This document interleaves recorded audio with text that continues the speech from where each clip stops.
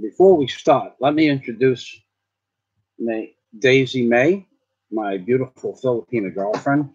And in this communication between Michael Fazio and Daisy, I'll tell you, explain to you how Daisy and I met and how many girls I talked to and tried to communicate with before I met a good girl in the Philippines. Now, there's a difference between having a beautiful Filipina girlfriend and a good Filipina girlfriend. And in real life, of course, most people are looking for a good, beautiful Filipina girlfriend. So that's what I ended up with after communicating with well over 3,000 Filipina women on the internet. And that's because I had the time. I had a good internet connection from America, and I had the street smarts of growing up in New York City. So, Daisy, how did we meet? We meet in a dating site, Filipina Cupid. And the way we met was more of a joke, remember? Yeah. It was a total accident. It was completely by accident. Okay. I said something semi-sarcastic to Daisy because Daisy actually was telling something on her profile that wasn't true. And to preface this, my landlord, who was a Filipino woman, I had told her how had such bad experience of talking to women in the Philippines on the internet from America for probably 5 years. At that point, by the time I moved to the Philippines, I was online for 5 years. And the reason I talked to more than 3,000 of them is because 80% of them tell you stuff that's just not true on the internet. And you have to understand some things about the girls here in the Philippines. Okay. Most Filipinas are looking for a rich foreigner. Okay, Daisy was not looking for a rich foreigner. She was looking for a good man. And my experience is that while I was talking to the women, and this is something that you really need to understand, the way people in the Philippines communicate are one theme at a time. So if you say good morning to a Filipina that's on a dating site, they will say, hi, how are you? Or good morning back. But if you say good morning, how are you, and where do you live, the answer is going to be, hi, good morning.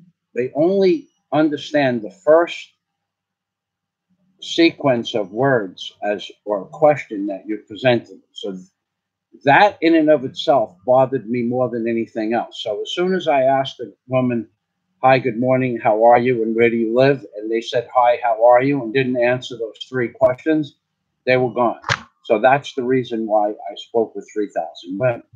So the morning I met Daisy, I told my landlord my experience, and she's a Filipino woman, married to an English foreigner at the time. She's still married to the man, but she come into the picture, honey.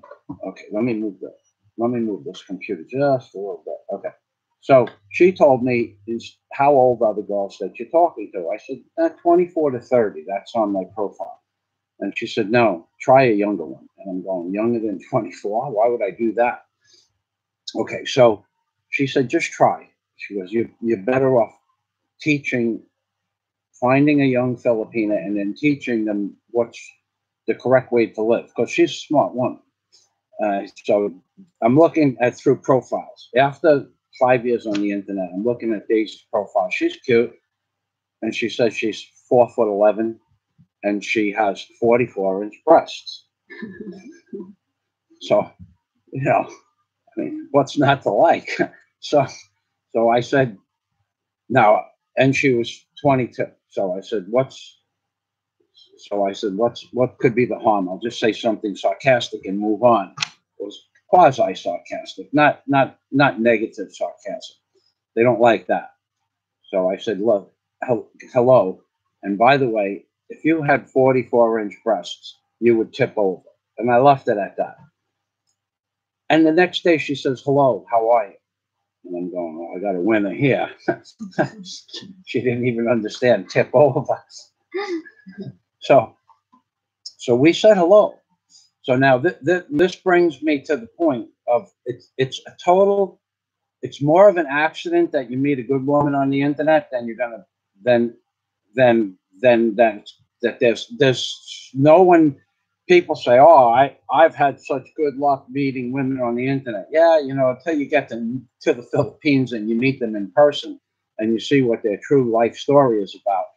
On the internet, anybody could be anything. So Daisy and I started having a conversation, and one of the rules that you should understand is that if you make an agreement with somebody in life about anything, is to keep your agreement. One of the things that the women on the internet have a tendency to do is not to keep their agreement. So if you start talking, as I started talking to women, I would eliminate them in 25 seconds or 3 minutes. Most of my conversation would last. And one of the things that is an immediate dismissal that you need to understand, you need to move on to the next girl if you're on the internet. If you're talking to them and they disappear off the screen, let's say you're having a conversation. Good morning. Good morning. Where are you? I'm in Cebu. How many children do you have? And then you have to wait like a minute for a response because the responses are instant. Well, if when they take that minute and you say, where are you? Are you okay? Did you disappear? And they tell you, I went to get coffee.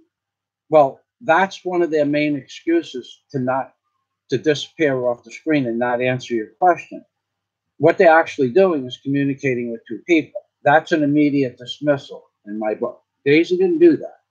So let me read the comments, and then let's see if you have some things to interject here, because I could tell you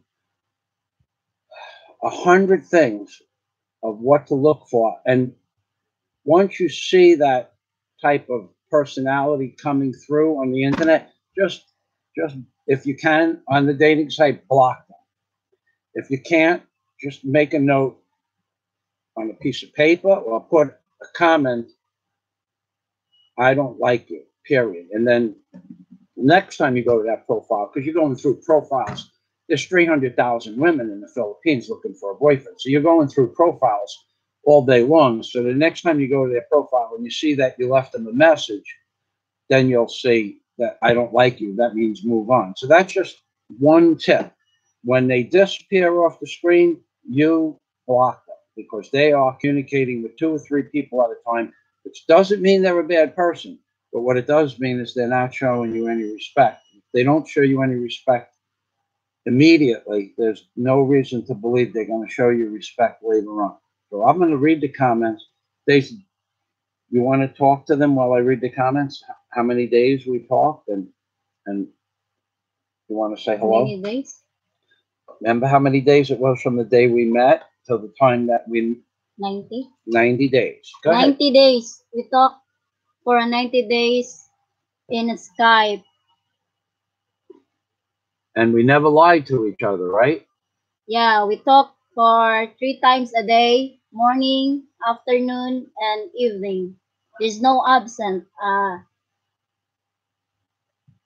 It was an absent. I never didn't show up to have our conversation unless there was a reason. Like in Florida, we never had internet blackouts, but I might have been working late or the machine broke and I had to go downstairs and change a hose or something like that. So Daisy always showed up, except when she was in the hospital with dengue fever. She told me I'm going to the hospital. That's another thing. That's another point that, hello, Scott. Yeah, the connection went off, and I'm going to change the topic altogether. That topic we were talking about was depressing. It's not something I would delve into in real life. So Daisy never didn't show up, and then she had dengue fever, and I said, just let me know when you get out of the hospital. She didn't ask me for money, though. Yeah, you know, I read the Michael, my high, bravo. Yes, I saw about the attack in Toronto, and they refuse to mention the nationality of the attacker, which is, and a lot of people are upset about that. And probably the story will It was on last night at 10 o'clock here, and probably the story will disappear because that's what the mainstream media does. And it's disgusting what's going on in America. And I'm very happy that I moved to the Philippines so I don't have to see stuff like that, right? Or be around it, because it would be even more depressing if I had to be concerned about something like that.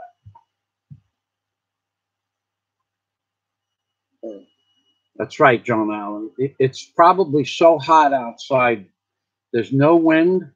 I have my top off. There's no wind, and the sun is at least 135 degrees on this side of the house and the roof. I just had the air conditioner on. And Lefty all around. Now, Lefty always leaves a positive comment. Listen, what is wrong with me not having a shirt on when it's 135 degrees sun temperature on the outside of the house? I have a meter that I shoot the house with, and the house is white and it's 135 degrees, but the black pavement is 162 degrees. So if I don't want to wear a shirt, that's my prerogative. Okay. That's right, Michael. The media is in full lying mode. There's no doubt about that. Yeah, that's one of the great things about living in the Philippines. Although some people have made videos about. We're getting off topic.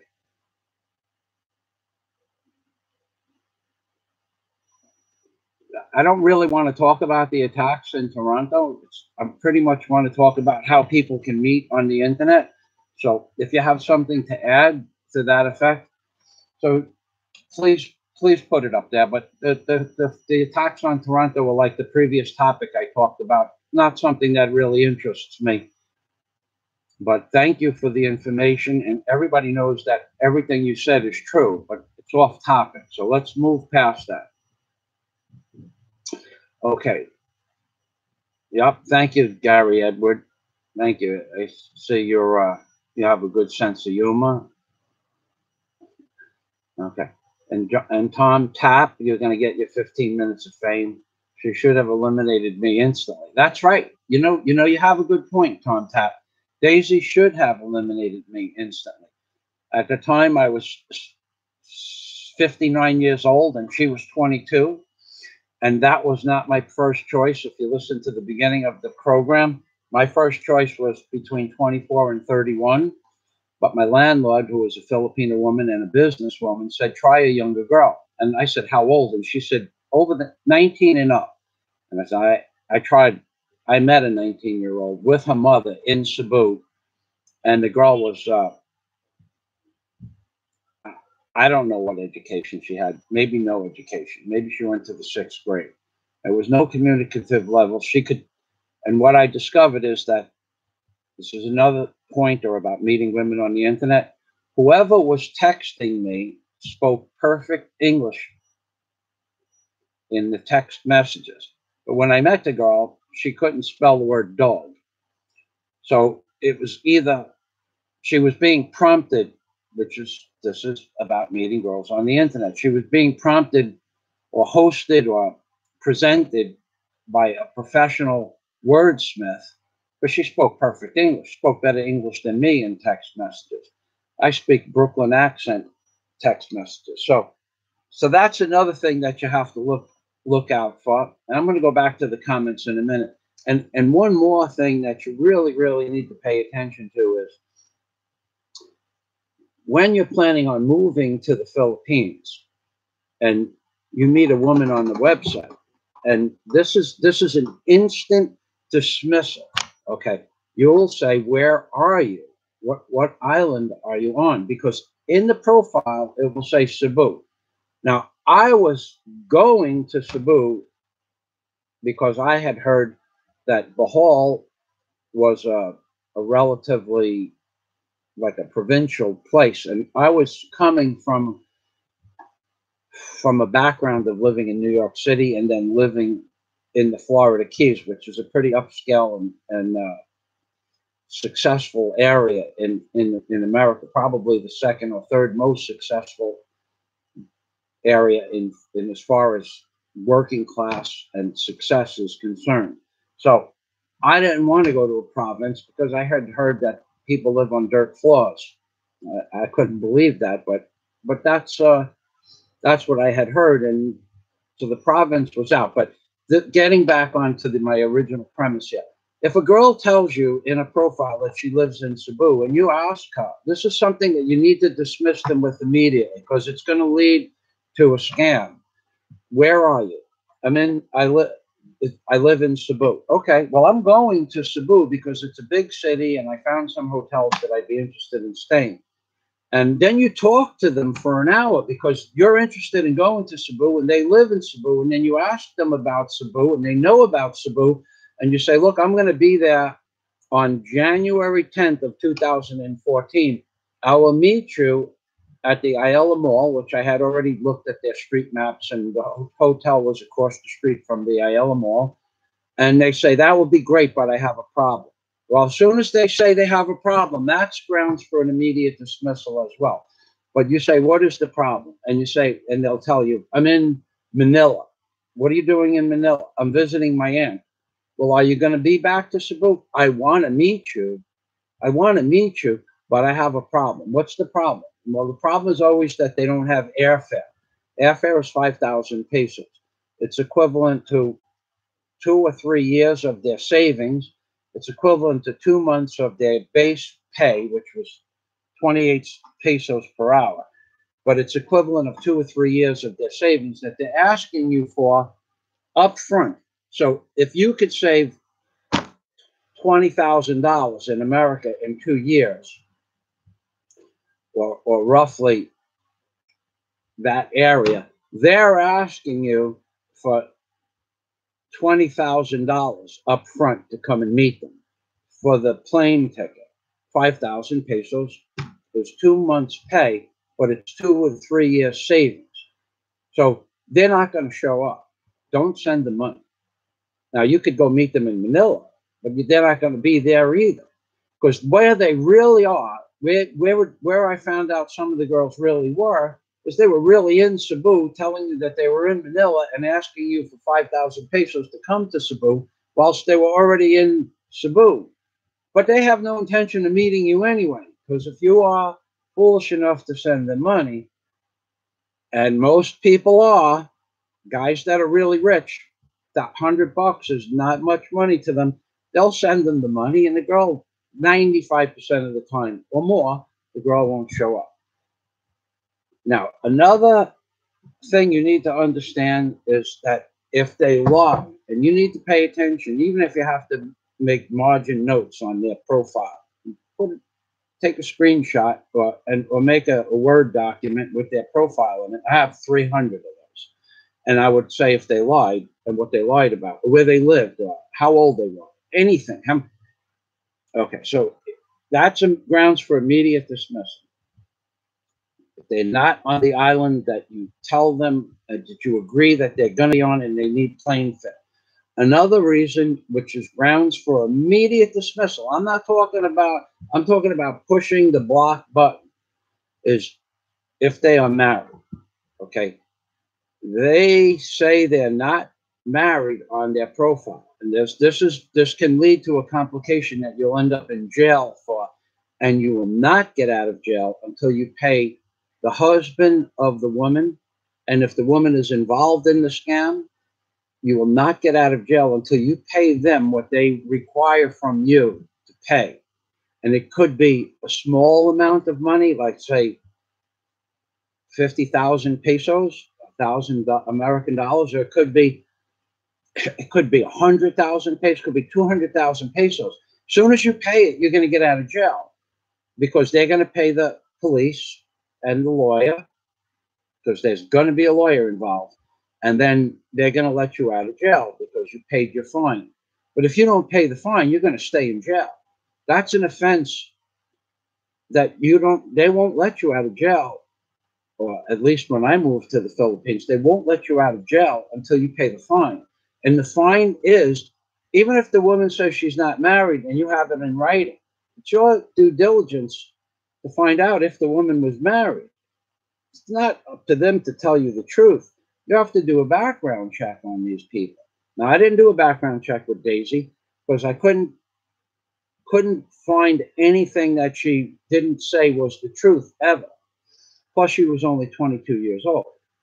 So, Daisy, you want to talk? I will talk. I have nothing to say. Talk to them about the people that you went home to visit in your vacation. She went and visited her friend from Zamboanga, came to Kapalong, where Daisy's family is from. Go ahead, tell them about Chris and what you did. Do you need to do your hair? Come on, talk to them. They're waiting to hear that beautiful voice. Who is Chris? My Chris is my classmate from first year high school, and then from after the first year, she moved in Zamboanga, and then we did not. I don't know. From Zamboanga? Yeah. And how old is she? Is she the same age? Ahead from 1 year. She's 25 years old. And then we chat each other in Facebook and then she chat me that she will visit in Kapalong, Davao del Norte for a vacation for 3 months. And then she told me if I have time, we will meet each other in Kapalong. And then I told her that I don't know yet when is my vacation or when I will be home. And then suddenly Michael decided to send me home last June. And then I told her that we can meet Chris.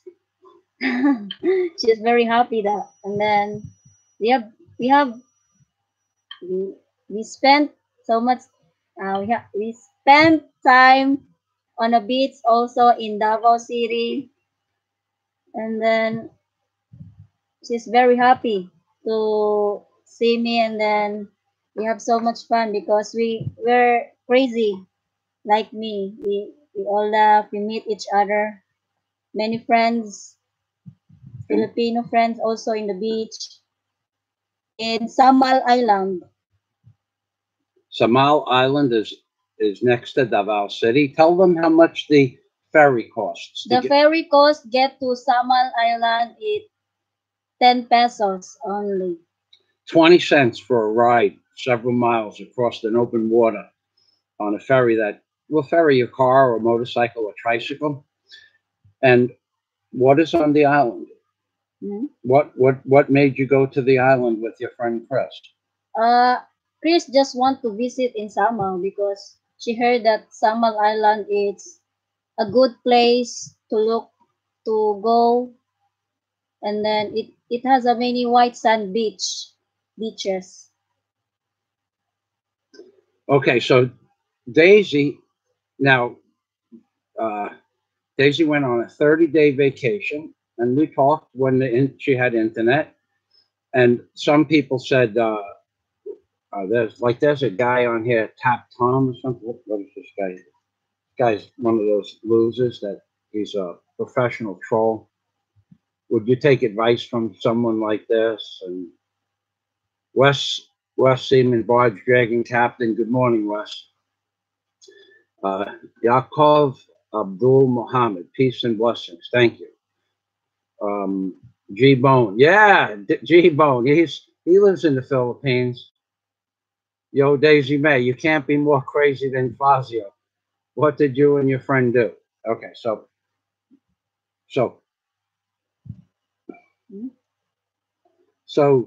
they did whatever they wanted to do. I just asked her as long as she was okay, and she needed some more money, and she's very good with money. There's no reason for her to have less funds than she needed, and I gave her a certain amount of money, and she refused that much, and she she budgeted her money to where she had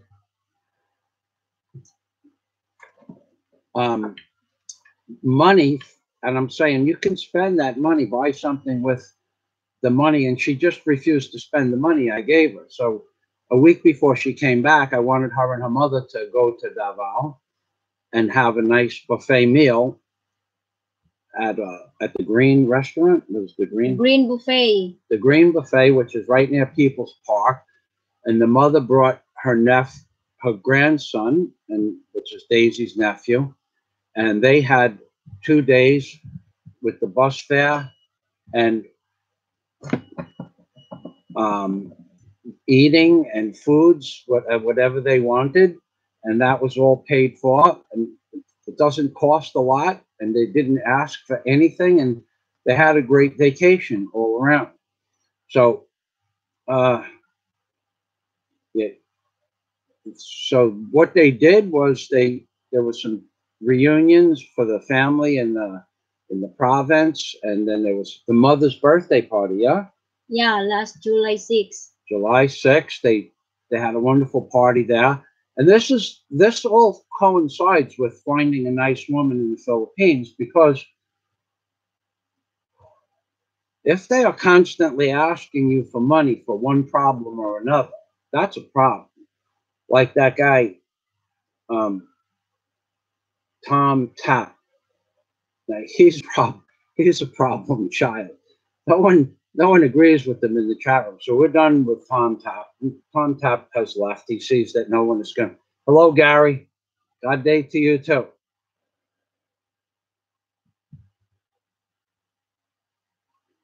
Celery and peanut butter is excellent, Lefty, all around. I've been eating that since I was a small boy in America. So one person said, "Are you going to take her back? That she's on vacation for 30 days?" Well, some people would be jealous of something like that. I'm not a jealous guy. I never was a jealous guy. I don't like liars, but I don't deal with liars, because as soon as they lie, they're gone. Daisy knows that. So there's no reason to be jealous of Daisy. I know Daisy well enough to understand that everything she did was on the up and up. I mean, she went to an island by herself. She's not a bad girl. And to find a good girl in the Philippines, what I was discussing with you about the women on the internet, as soon as a girl tells you anything that's not true, that would be the end of the conversation. It wouldn't matter how beautiful they were, if they said they were building a house, their family was rich. Then none of that matters. None of that matters. I have a rule in life. If you lie to me just once, then our personal relationship is over. A business relationship probably going to continue as long as I can put it in writing, but our personal relationship is over. And Daisy has never lied. There was one time she lied about where were you, and I said, where were you? And she says, I was outside in the container. But she wasn't outside in the container. She was outside on top of the container, cleaning the exercise machine. So that was the lie. That's the big lie in my life with Daisy May. She wasn't in the container. She was on top of the container cleaning the exercise machine. Daisy's not a liar. So I'm going to go back to the comments, but I'm going to also tell you about some other internet scams. Okay. The girls, Lefty said that he could find a girl. Lefty all around said he could find a girl in less than a month. And you probably could, but you got to go through a lot of it. And one of the key methods to finding a girl on the internet is to Skype with her. Now here is where you can eliminate 80% of the girls that won't Skype. First of all, 80% of the girls won't Skype because they're going to tell you that the internet store they're in doesn't have a cam. Well, that's a lie. Every internet store has a cam. Then they're going to tell you that they have to go to a different internet store so that they can get a cam to Skype with you. But that's going to cost 200 pesos to get there. And that's a lie too. Now, for 200 pesos, I can go 100 miles or 200 kilometers. For 20 pesos, you can go 12 miles. And there's an internet store you can't go 2 miles without running into an internet store, which is a 16-cent ride or an 8 peso ride. So when you want to Skype with them and they don't want to Skype with you, or they tell you it's going to cost 200 pesos, eliminate them right then and there. Because internet service in the Philippines is 5 pesos for 10 minutes in a mall, which is the most expensive place to get internet, or 20 pesos an hour in the province. Is that right? 20 pesos an hour? 10 pesos. 10 pesos an hour in a distant province. I've seen it at 20 pesos per hour at the internet store that's up the road from us. So where Daisy lives in Capalong, or grew up, is 10 pesos for an hour. And where I live near Lona Beach, it's 20 pesos for an hour. And in the mall, I think it was 40 pesos an hour in one of the big malls. So 200 pesos for them to talk to you on Skype is ridiculous. But if you do get them on Skype, and this is something else to look for, they could be being coached by someone in the background. So you're going to hear somebody say something in their native language, Cebuano or Visaya or Tagalog, and then they're going to give you an answer because the person is watching the computer screen from outside the view of the computer, understands English, and then they hear the words that you asked the question, and then they coach the girl to talk back to you. As soon as you see that, dump them. Okay? As soon as you see somebody coaxing somebody that's off the screen, then you eliminate that. If they're on the screen and it's well known that they're doing that to help the girls understand English, well, that's understandable. But if you have somebody that's coaxing them off the screen, forget that. Okay, so this Lefty says he can find a girl on the internet in a month, and you could find somebody to talk to on the internet that you enjoy their company right away, but you still have to meet them. Okay, and then you still have to find out whether or not they're married. Because, like I said before, if a girl is married and you get caught sleeping with a married woman, you go to jail, and you don't get out until you pay the girl and her husband however much money they ask you for. There's no set limit. They could set any limit. They could ask you for $1 million American dollars. They won't, because they really want 50,000 or 100,000 pesos, which is the equivalent of several years' savings. So be careful about that. Now, there are so many other ways to be deceived, let's say. Okay, so you get to the Philippines and you meet the girl. Now you get to meet their family. Okay, now you should understand that most people in the Philippines are poor. Okay, and what you really want to do is find out a little bit about their family, because on more than 2 occasions, I would talk to a woman on the internet. Once I moved to the island of Bohol and Cebu, I would say, do you have any children? This is a big one now. If you don't want to have children or be responsible for babies, and you ask them if they have children, the two women that I met that said they did not have children, there was a third, but I never saw her children. The 2 children that I met, one was in Cebu, and she said she doesn't have children. So I went to meet her at a hotel, and we had dinner.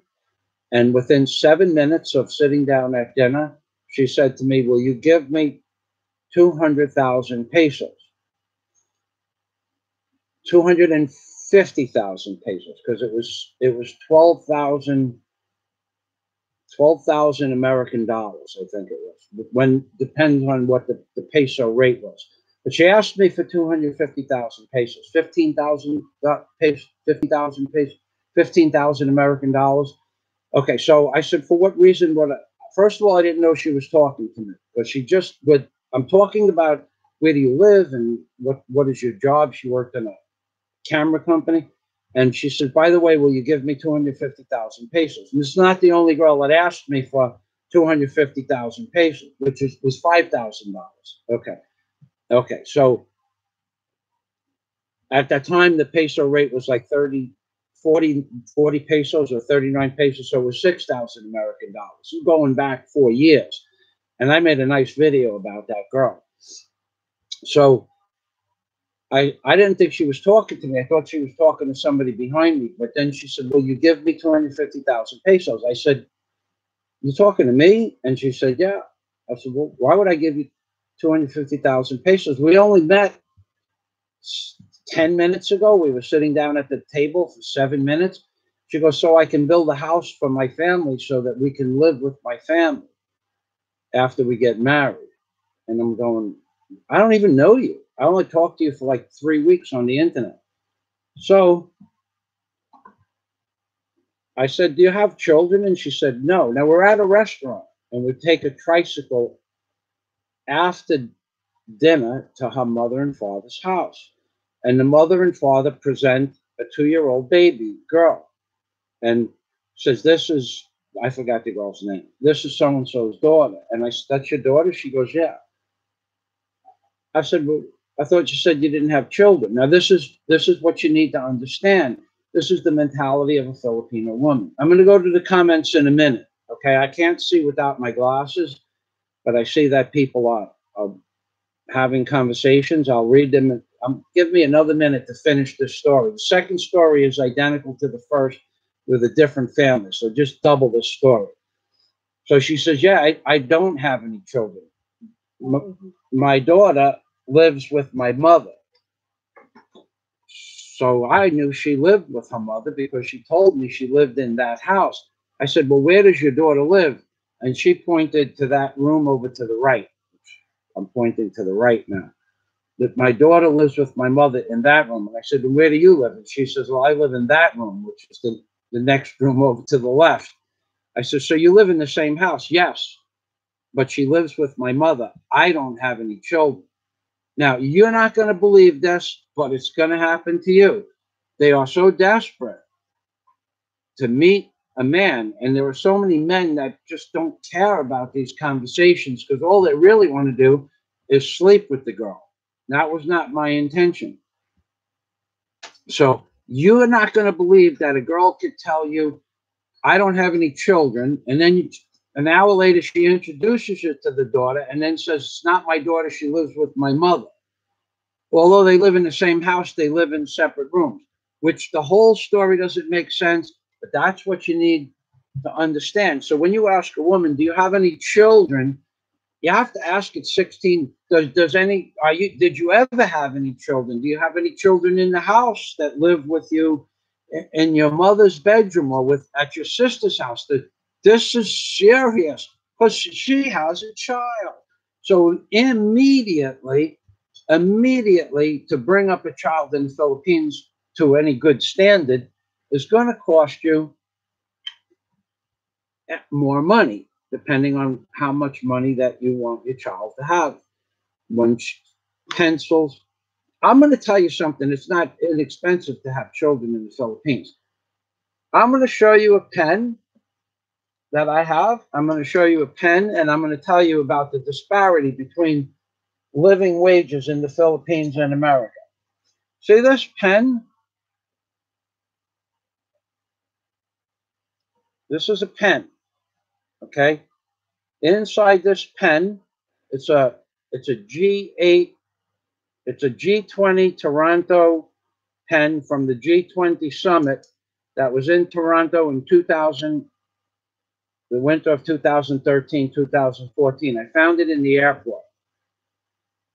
You have children in the Philippines, this pen, you need to remember this pen, not because it's a G20 pen from the Toronto meeting, because the cartridge in this pen is 289 pesos, okay? If the average Filipino makes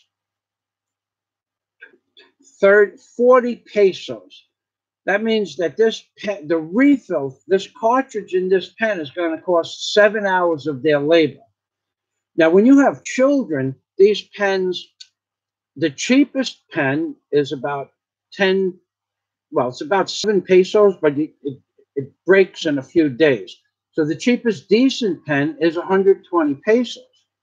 That's 3 hours wages for a Filipino. So when this girl presents a child to you, and you're going to bring this child up through school, and you're going to buy notebooks and pens and pencils and paper, I have never seen the more expensive on a scale of how much money Filipinos make.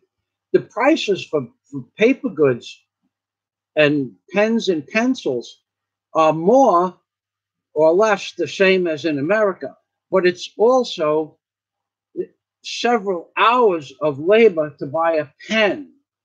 Okay, pencils are 5 pesos. Okay, a book, a simple little notebook, a simple little spiral notebook, which I don't have laying around here. A simple spiral notebook is 50 pesos. That's a whole hour and 15 minutes wages. Okay, so this is something that you have to deal with when you say you're going to take someone's children. You're going to spend, it's not going to cost you as much as it costs in America, but it's an extra $300 a month to put your child through school because you have to buy uniforms. And now I'm gonna read the comments. Okay, I'm gonna go up. Daisy, tell them how much pesos that you paid for the shoes that you fixed in yesterday's. Tell them how many pesos you paid for the shoes that you fixed in yesterday's live stream. It costs 15 pesos.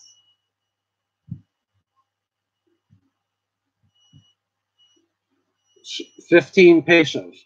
Daisy paid 50. Go get the shoes. Show them the shoes. Are they here? Over there. You get them, Polly? Okay, so Scott made a good comment. Okay, this guy, Tom Tapp, Scott said use some of the energy to go find the stream you like. No, he's, Tom Tapp, the Florida Keys are not classy. They are full of low-life losers. That was probably true in 1995 when I moved there. But a small house in Key Largo, let's say a 40 by 100 lot on the water is now, well, in 1999, when I bought my house on June 3rd, 75-foot wide lot, 188-foot deep with a 2-story concrete house was $238,000. And in 2006, it was $1.3 million. So I guess that's peanuts to a guy like Tom Tapp, who calls me a loser. But, you know, okay. So Tom Tapp, no one agrees with you. Look at it. This girl is captive. Oh, you have nothing to do. I might have to go to work here and block it. But say something positive, Tom. Okay. Scott. Okay, Scott wants trabajo. Let me read the comments and I will do my trabajo. Trabajo is work. What I do. Okay, so, all right. Is that your brother, John? Is that your family? No. No. Okay. Tribes if you've a trip to Maine. Who do I like better, Filipinos or American women? Filipinos still have the kind of mentality that existed in the 1950s where if you find a good one, they're honest and true to you. In America, when I was young, you could find a woman like that, but in America now, I don't think that's possible. So I guess I like Filipino women. I could not. Okay, people say I'm an old man. Can't argue with that. That's called Tigawan in Visayas. I'm fat. Can't argue with that. That's called Tambok in Visayas. You think I'm stupid? I could bury you in knowledge, and I don't even know who you are. But in general knowledge across the board, world politics, religion, philosophy, construction, mechanical, I bury almost everybody on the planet in knowledge. So Tom is calling me a loser. That would mean I would be stupid. And that Daisy May is captive. That means he's stupid or saying stupid stuff. Scott's saying I should do my trabajo. So getting me off topic now a little bit. So Daisy, did you show the shoes? Mm. Yeah. Did you show? Okay. So these are the shoes that this is what a good woman is. Now, I showed Daisy how to use the drill,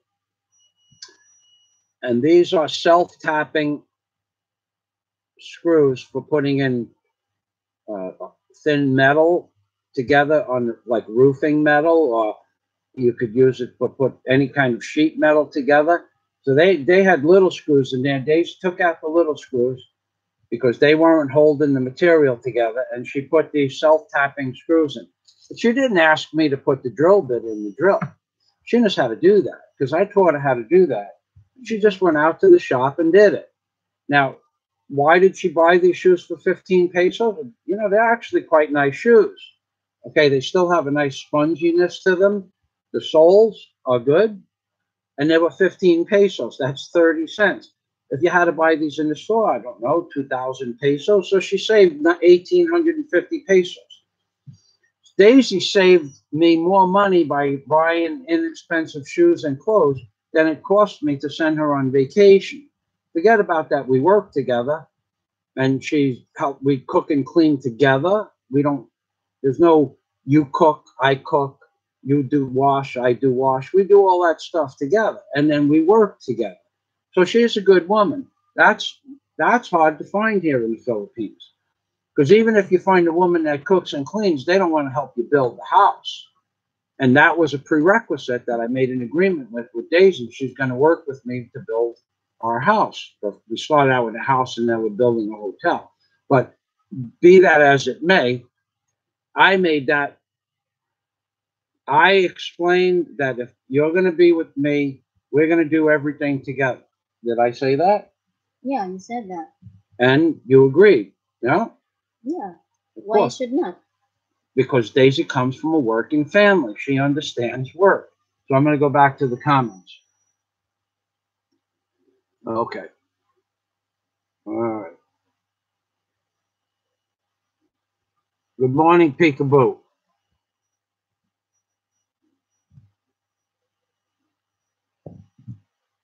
Hello, Derek Robbins. We're doing fine, thank you.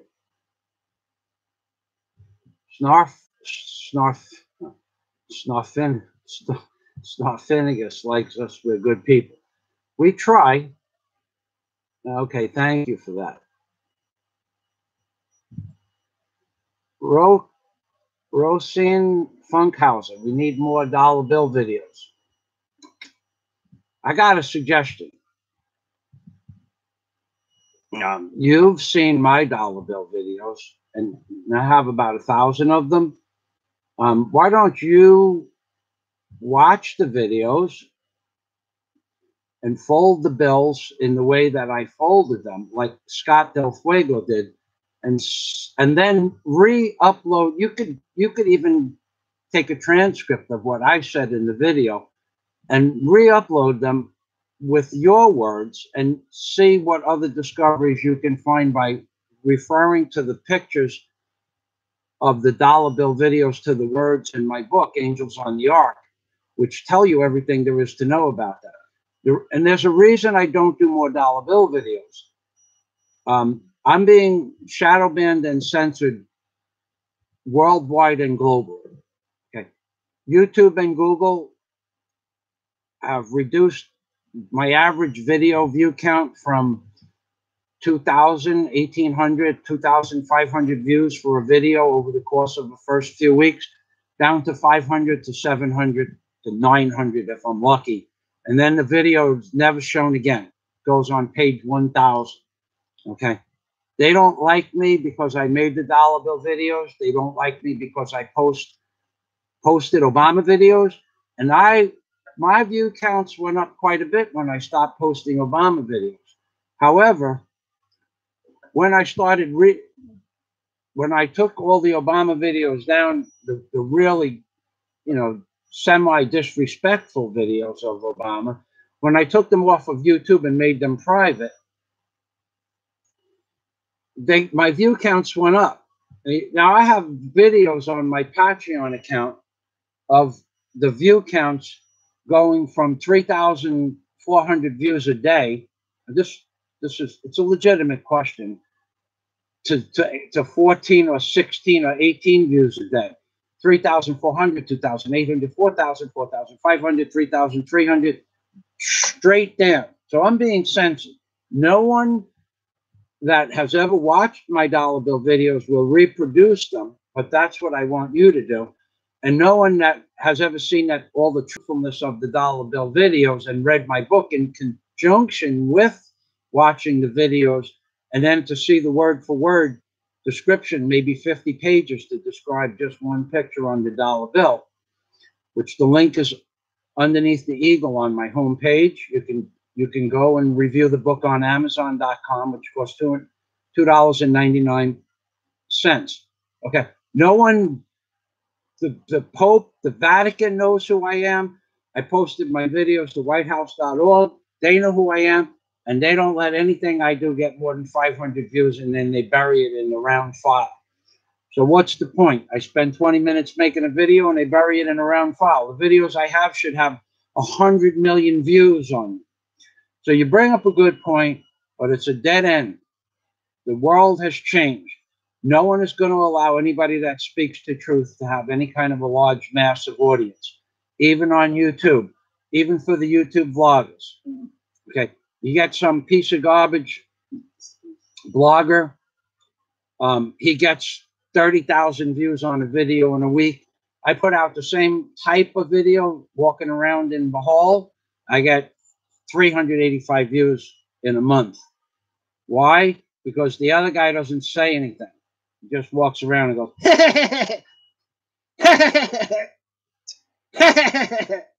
like that. And YouTube gives them 2,800 views in a day. I go around and make people laugh and dance and smile and sing, and got them doing all kinds of, interesting things in the street, 500 views. So I'm being shadow banned. I'm a conservative. I'm white. I'm a hardworking man. And YouTube and Google just doesn't like me, which is why I'm being so careful with my words. So if you want to make dollar bill videos, okay, now try a trip to Maine. Says Philippines. When you ask a Filipino where they are, they say andito ako. It means I'm here. Doesn't tell you where they are, but wherever they are, they are. That's for example, that you're dating for Filipina, and then I'm coming, but they're not. They're just preparing, putting some makeup, something like that. But they're not coming. They're just preparing for themselves. But me, I'm not like that. they'll tell you they're on their way. Yeah, so, on their way, but they're not. They're just staying home, preparing themselves. Right, and so you're standing outside waiting, and you call them back in 10 minutes. Yes, I'm on my way. What they're really doing is putting makeup on. Exactly like Daisy said. That's a good point. Yeah. Yeah. All right. Okay, now Danny Gordon is here again. Good evening, Danny. Okay, now Danny did exactly what I had said in the beginning of this video, to have them investigated. It's not a question. I'm going to read Danny's comment, and then I'll go through it. I had my wife and her family investigated after I left. I would advise guys to not follow their hearts, but use their heads. And if the girl is no good, if the girl is good, no harm, and you are good. Okay, now why is Danny Gordon's advice important, even though it might cost you $100? Okay, a lawyer has the ability to do it in their language, a Filipino lawyer, to do it in their language and using their websites in a way that Americans can't possibly do research. Plus, the research is in the native language, so you're not going to be able to read the reports anywhere. But if it costs you $100 to investigate a woman, and then all you find out is that the woman has nothing in her past that's visible, doesn't mean she's a good woman. It just means there isn't anything. She never got caught doing anything wrong, which is better than if you have a woman investigated and you find out she has 2 children living with her auntie, and then you're responsible for those children. Plus, she's still married. If she ever been married, annulments and divorces are just a newly recent thing. And I don't know what an annulment or a divorce costs in the Philippines, but they're not cheap. It's not like a marriage license. When I went to inquire about that, because I was going to do some videos on getting married in the Philippines. Okay, a marriage license is like 100 pesos. Okay, and it's another couple. By the time you get married, it probably wouldn't cost you $100 if you just wanted a little private ceremony. But to get divorced, we're talking 10,000 American dollars. You have to pay everybody under the table, and it takes years. Okay, so if she's married and she has children, the $100 was a good investment. That's only after you meet them, and if you decide you like them, then you have them, like Danny said. You can't have people investigated before you go meet them, because you don't even know if you're going to like them. So after you meet a woman and you find out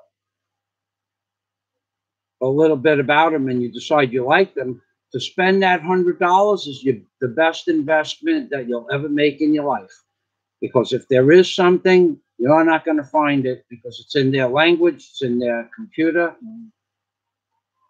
It's in their computer, the system that only they know how to use, and it's a good investment to have them investigated after you meet them, after you decide you like them, not before. That's a waste of money. Okay, now peekaboo. I remember when you met the one woman and her family, and the young child. I just spoke about that, peekaboo. Okay, I have a video. I have a video of that. The whole family and the baby and everything. The mother, the mother's the woman I met's mother, the grandmother of the child, holding the baby, and there was a lot of love in that family, but it wasn't for me. He remembers when he met the one woman and her family in Cebu, that was, and the young child she claimed was not hers was in the video. I think she wore a shirt that was prominent, but I can't remember. Yeah, that's the one that says Taco Rack on it. That's the Taco Rack video, because that girl had a rack that you want to taco. Oh my God, Daisy had that rack. Oh, that was what Daisy presented. She presented the 44s in her profile, but that was Bakaku.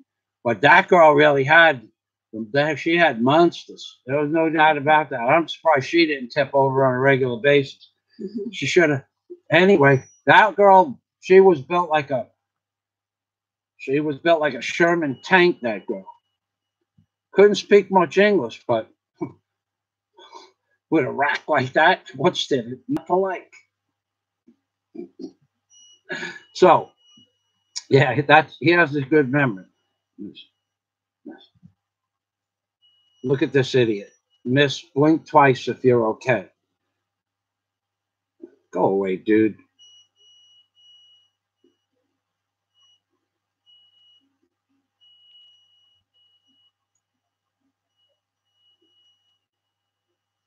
What are you? Are you a cop that you want Daisy to blink twice if she's okay? You're another YouTube troll. Damn you people. I really have to stay on track here. Where's the Obama mask? The Obama mask is buried in a box under the table. We don't do Obama videos much anymore. I never looked at a Filipina bill for pictograms or pictographs. Jack Thompson is a proud Patreon member from the beginning. Everyone should subscribe to Michael's Patreon some of the funniest videos on YouTube, and that's true. And that's why they're on the Patreon account, because YouTube will not allow my politically incorrect videos to play. Okay, instant strike, guaranteed removal, and then I have to go find the file in a drive I have in America. So I took all my really non-politically correct videos down and put them on Patreon, which is why I got shadow banned. When I took them down, my view counts went up considerably, 50, 75% view counts, time watched, right across the board, comments. But then when I took them down before my Patreon account because I kept getting,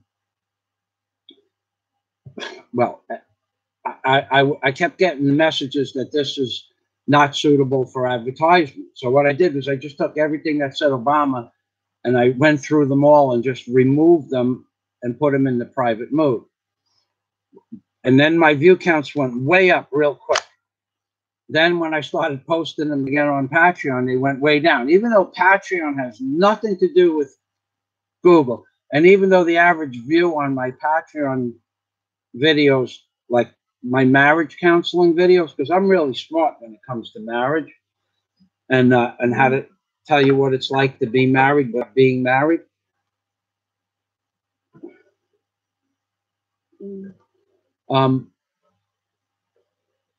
I get 5 views, 7 views on a video on my Patreon, but YouTube they are shadow banning me as if I was getting 1,000 views in public because I made them semi-private and age restricted on top of everything else. So I couldn't possibly get in trouble with Patreon either. So, but all my Patreon members are over 18. But yeah, the Obama videos are going to get me in nothing but trouble because there's nothing good I can say about him. And I was right from the beginning. Okay, so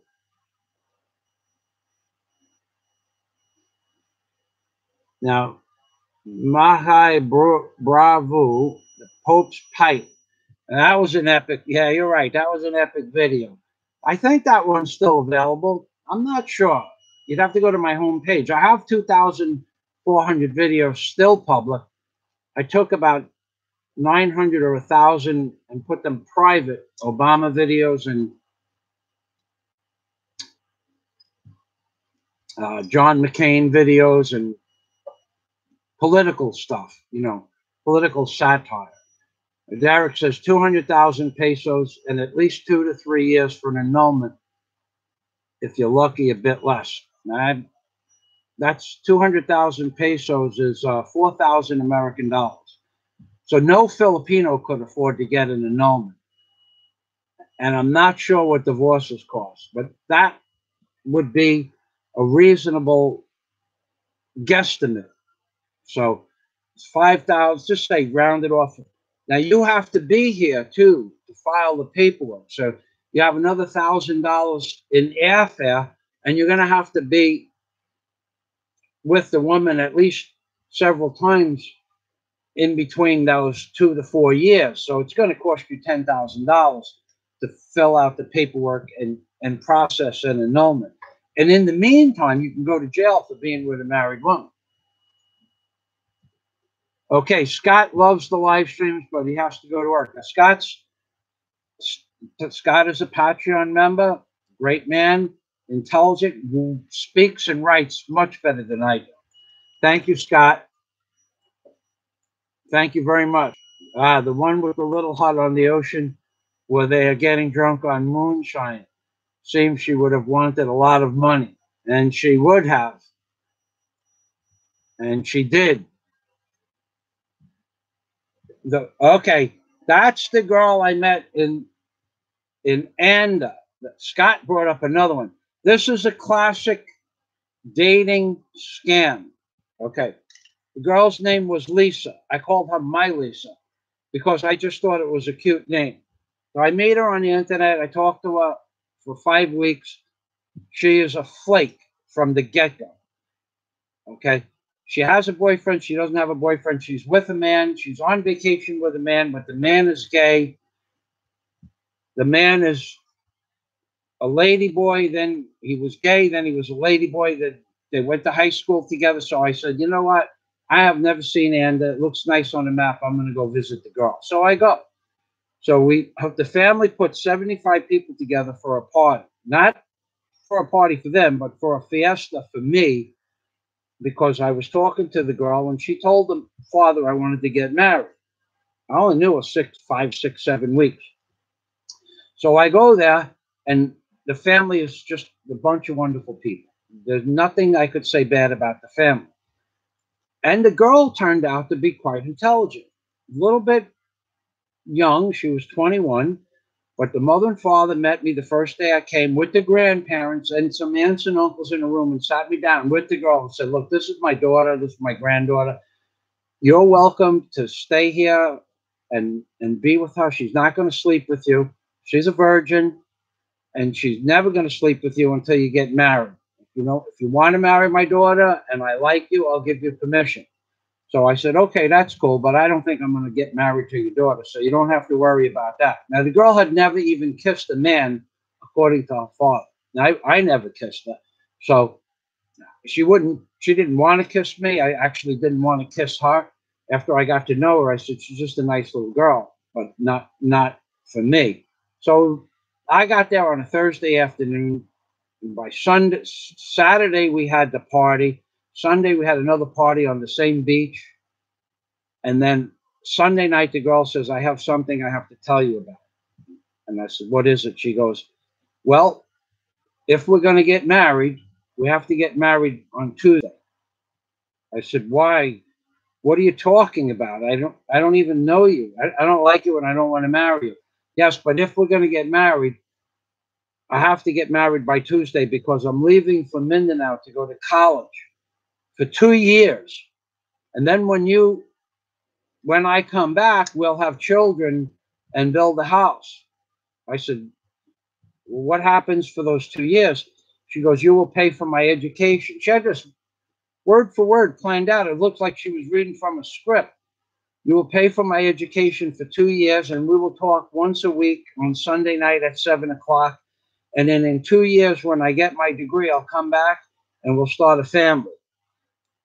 So I said, I'm not, I didn't want to marry you before this conversation. Sure don't want to marry you now. And she goes, well, my father thinks that we're going to get married. I said, okay.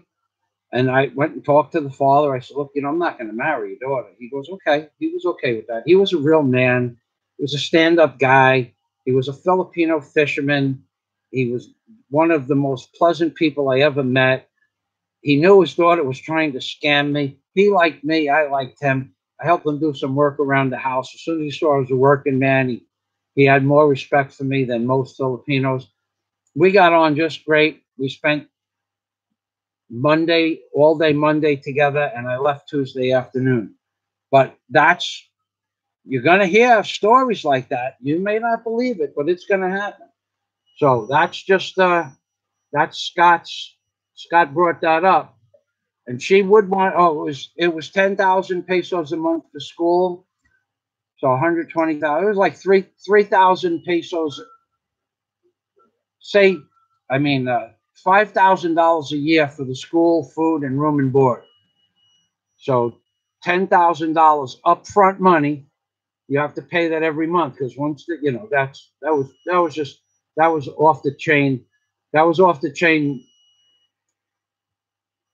That was off the chain. Okay.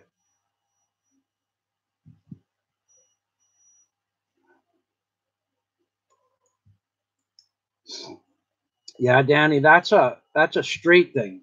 Most of the people on YouTube are fictional characters on YouTube watching their reactions.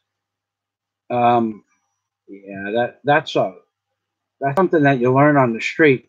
You could there are entire books and stuff on the topic with the girl's reaction. Like if I say to Daisy May, I hate you. I hate you too. She hates me too. Now you would not have expected me to say that, but that's how we show affection. Now, you're never gonna see us kiss in public. In fact, we are together 2.5 years. When on our 3rd year anniversary, we are going to start kissing in private. Okay? Because so far we have talked about kissing, but we haven't kissed. Okay? After 6 months of kissing, on the 3rd anniversary, because we were going to wait a year before we started hugging, but hugging and kissing are going to come at the 3.5 year mark. But there will be no jer until we get married.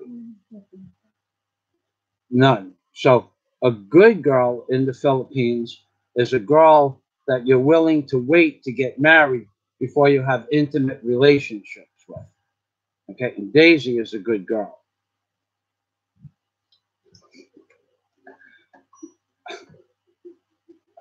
So now that we got that out of the way, so if you wanted to see reactions, okay, so yes, you're right, Danny. Landhawk did get an annulment with his wife or his girlfriend. I remember that, but I don't remember the details. I love Bill. Bill's,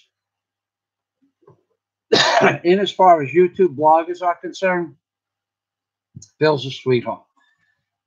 There are people that don't like Bill. I can't find a fault with Bill. I cannot find anything I don't like about Bill. He's an honest, upfront, truly gentleman. He's a true gentleman. Not that other people don't like him because of all his high-end quality traits, but he's actually one of my favorite bloggers. Okay, although I don't watch his videos because I don't watch anybody's videos, but when I watch Bill's videos, I look at that guy and say, "Wow, what a nice man." And he is very happy with his wife and her children and working all day long and blogging. He's a very happy man. God bless that guy. He's just got such a great attitude. Me, I have a little bit of a different. What are you doing, huh? Exercising. Maybe I have something about people I will punch. Ah. I have a strong.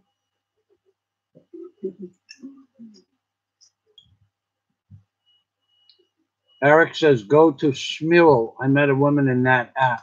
Smule. Okay. I don't know. I'm not on dating sites anymore. That's like a karaoke. I'm right on some aspects.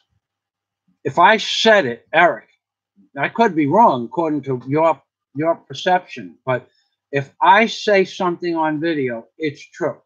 That girl, Lisa Marie, that I called my Lisa, everything I told you. Oh, there is Landhawk. Okay, there he is, right there. Speak of the devil. Danny was just talking about you. Me, I would agree with Danny's assessment. Okay, Danny also said, now this is when I told you about my Lisa, the girl I met out in Anda. Danny brings up another point. See, Danny knows about the Philippines, and I can't remember I don't make bullet points on a piece of paper. I just talk from my experience. Okay. Danny says most guys don't know what meeting the family involves and the scams that comes with it. Because the families, in my Lisa's case, the family was all in on this. They were all in. A white American that didn't sleep with their daughter, that's going to marry her in 5 days and then support her on the island of Mindanao. She could be in school. Probably she did want to go to school, but she was a liar. I knew she was a liar from the day I met her. First, she was with a man at a hotel. She sent me pictures on Facebook. And then the man was her childhood friend. And then he was a gay man. And then he turned out to be a lady boy, which is all in her words. And then he would talk to me on the phone.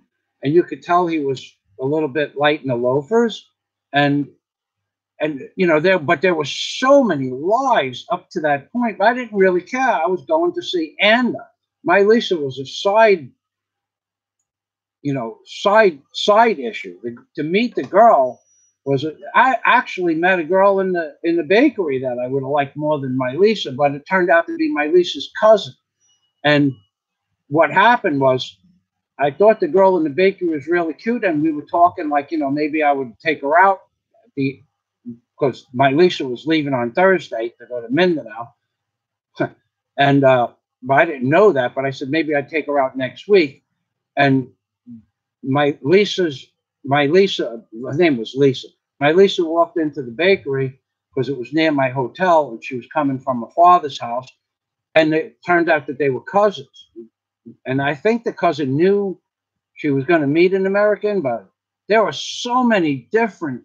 It's a perpetual scam here in the Philippines, meeting these people. You really have to be streetwise and have a good memory. So the family being in on the scam is commonplace. Like when I told the father, I'm not going to marry your daughter, and after I helped him build something in his house, it was an extension that there was some bamboo that wasn't tied right. And I retied it. I binded it with some light twine. He goes, oh, you know how to build stuff? And I told him what I did for a living. And he goes, oh, he liked me. All right, so the family being on the scam, yeah, Danny, that's right. Danny, Danny is like my mentor here, because Danny is my coach, because he brings up the points, because I get sidetracked with other things. I'm not my train of thought is not linear. I can't just focus on one thing. I start on one topic and I move off topic and I go back to the topic. Like I was just telling everybody how much I enjoyed Landhawk because he's an honest, hardworking man, and that other people don't like him because he's an honest, hardworking man.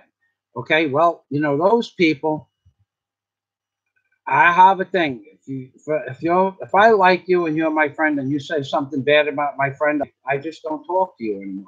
Which, if it means blocking a person, if I see somebody leave a bad comment about Bill anywhere, I just block them. I'm not interested in their conversation. If they don't like Bill, they certainly don't like me, because I'm even more honest than Bill. Maybe I'm too honest, but Bill is a hardworking, honest man, makes great videos. He's got a food establishment in the Philippines. If you want to go see his channel, he makes. You gonna sing? Go ahead, sing. So Bill's a great guy. He's one of my favorite bloggers. One of the few people I would even watch a video of. Him and the village people in Cebu. She makes really good videos about the locals, places I couldn't go because I don't understand the language.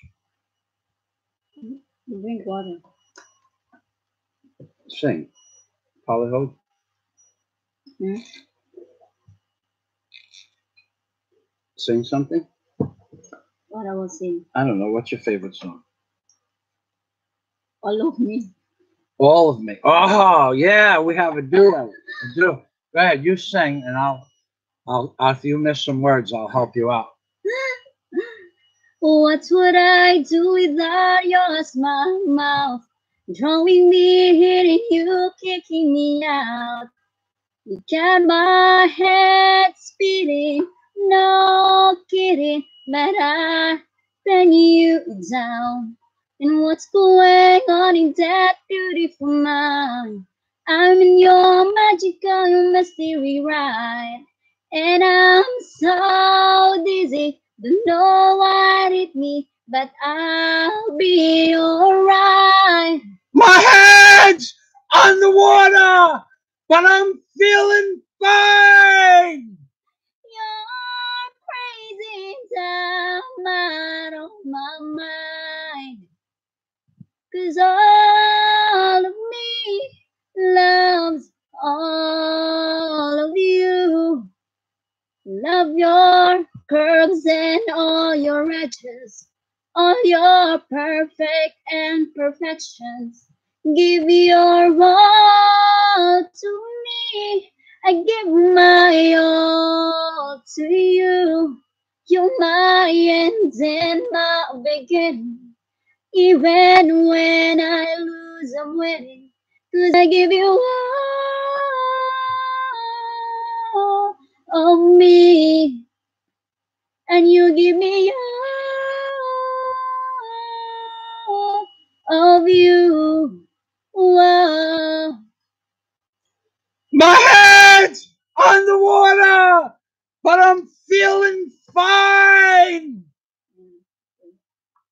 See, she forgets that part. I have to coax her a little bit. We sing that out in the ocean mostly, but we're inside today, so it's a safe song to sing, because when people see us singing that song together, they look at Daisy like she's crazy. So how come she can't follow a tune with that guy? So you could see I have a very perceptive when it comes to. I used to do voice instruction, vocals. My head on the water, but I'm feeling fine. She's crazy and I'm out of my mind. See, she can't carry that octave. She's lacking when it comes to singing. But I love her anyway. Okay, so I see some of the comments here. David Hawley, yeah, David. My Filipino girlfriend of 4 years just got pregnant without me. She said she was sorry. Sorry. And that's another point about meeting Filipinos. Okay. They think that, first of all, they're not sorry. They're never going to be sorry. And their intention is to make you believe that they're sorry without any remorse whatsoever. Okay. You are the sorry one, that you spent 4 years with a woman, she got pregnant with somebody else. Hopefully that the relationship ended. And after 4 years, if a girl did, there's so many things. I've heard that story before. There are people that I even know here that are married and they have 2 children with the foreigner, and then the third children is 100% Filipino, or second child 100% Filipino, and then the foreigner, he stays with the girl. Now, I guess they don't have a choice at that point, but it wouldn't be my first choice. Daisy, what would you do? Let's say we were dating for a couple of years, right? Yeah. And what would you do if we were dating and I came to you and said, I'm pregnant, but it's not from you? What would you say? Fuck you. See? I will look another woman. There's a lot of women there that a good woman that not will look for another man. That will be stick to one man. Not faithful. Yeah, being faithful. Yeah, there's lots of women here that are going to remain faithful. My ex-landlord and her husband, they've been together 30 plus years. They are 100% faithful to each other.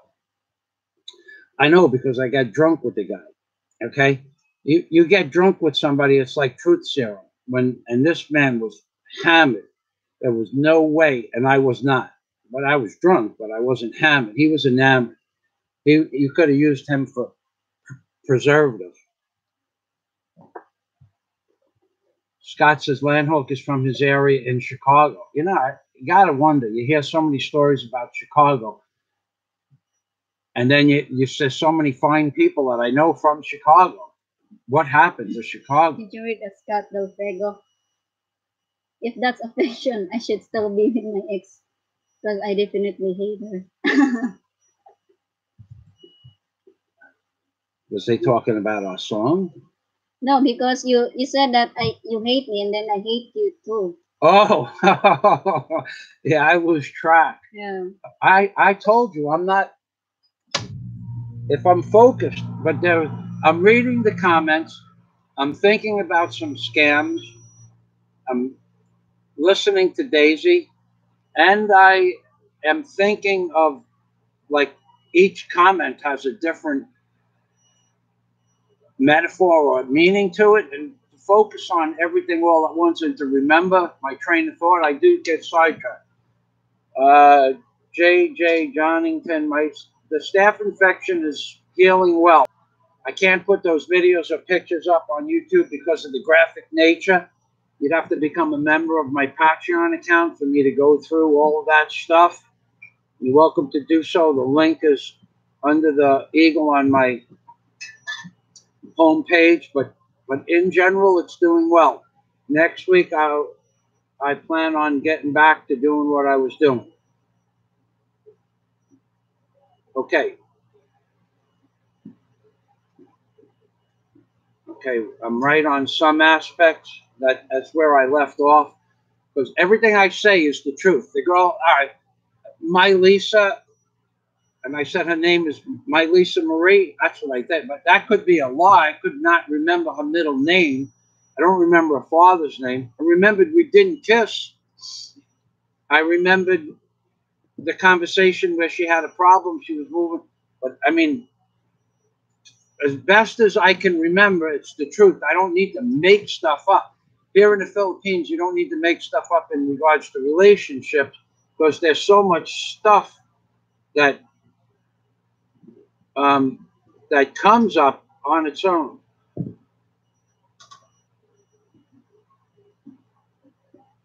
Eric D says, I'm a bright guy and I have a good pin-eye girlfriend. You're right. She is a good girl. Eric D has a Marinduque, a fiance from Marinduque. Marinduque. Marinduque. Okay. Foreigners can't own land in the Philippines. That's true. Ah, okay. Seeing the Nipa hut of my Lisa. I went through this Nipa hut like it was, okay. None of you people know me. You don't know who I worked for and what I did for a living. I used to do kitchens, bathrooms, extensions on high-end houses. But I also did repairs, carpentry, kitchen installations, bathroom installations, hot tub installations in Manhattan. Okay, so if I told you I was in David Rockefeller's house, brownstone in Manhattan, and I put a pool in his basement, in the Rockefeller family's basement. In fact, I turned the Rockefeller family basement into a pool. I took the floor out of the basement and we jackhammered 2 more feet of granite.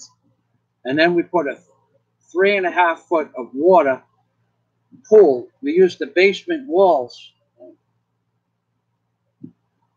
for the walls of the pool. And I dug another 2.5 feet down, because the basement wasn't a high basement. It's like only 7 feet high. And that's where all the steam came in, the steam from the city. City used to have live steam that they would sell to people. It's how they figured out the monies on that. Went through some sort of metering system. But in David Rockefeller's house, now I worked in his house. It's amazing. Okay, the Rockefellers had one of the most amazing houses, but not the most amazing house I was in. I also worked for Leon Weinstein, who was a small project for Leon Weinstein, and I did his personal kitchen. A small project for Leon Weinstein was 1,800 rooms. Okay, okay. So I worked for many rich people, and here I am in the Philippines reviewing a Nipa hut for my Lisa, her family. It basically was a well-constructed Nipa hut on a most magnificent view on a white sand beach. It was set on top of about 10 feet of rocks, about 15 or 20 feet back from the edge of the rocks. Most amazing. It was squatters' rights there.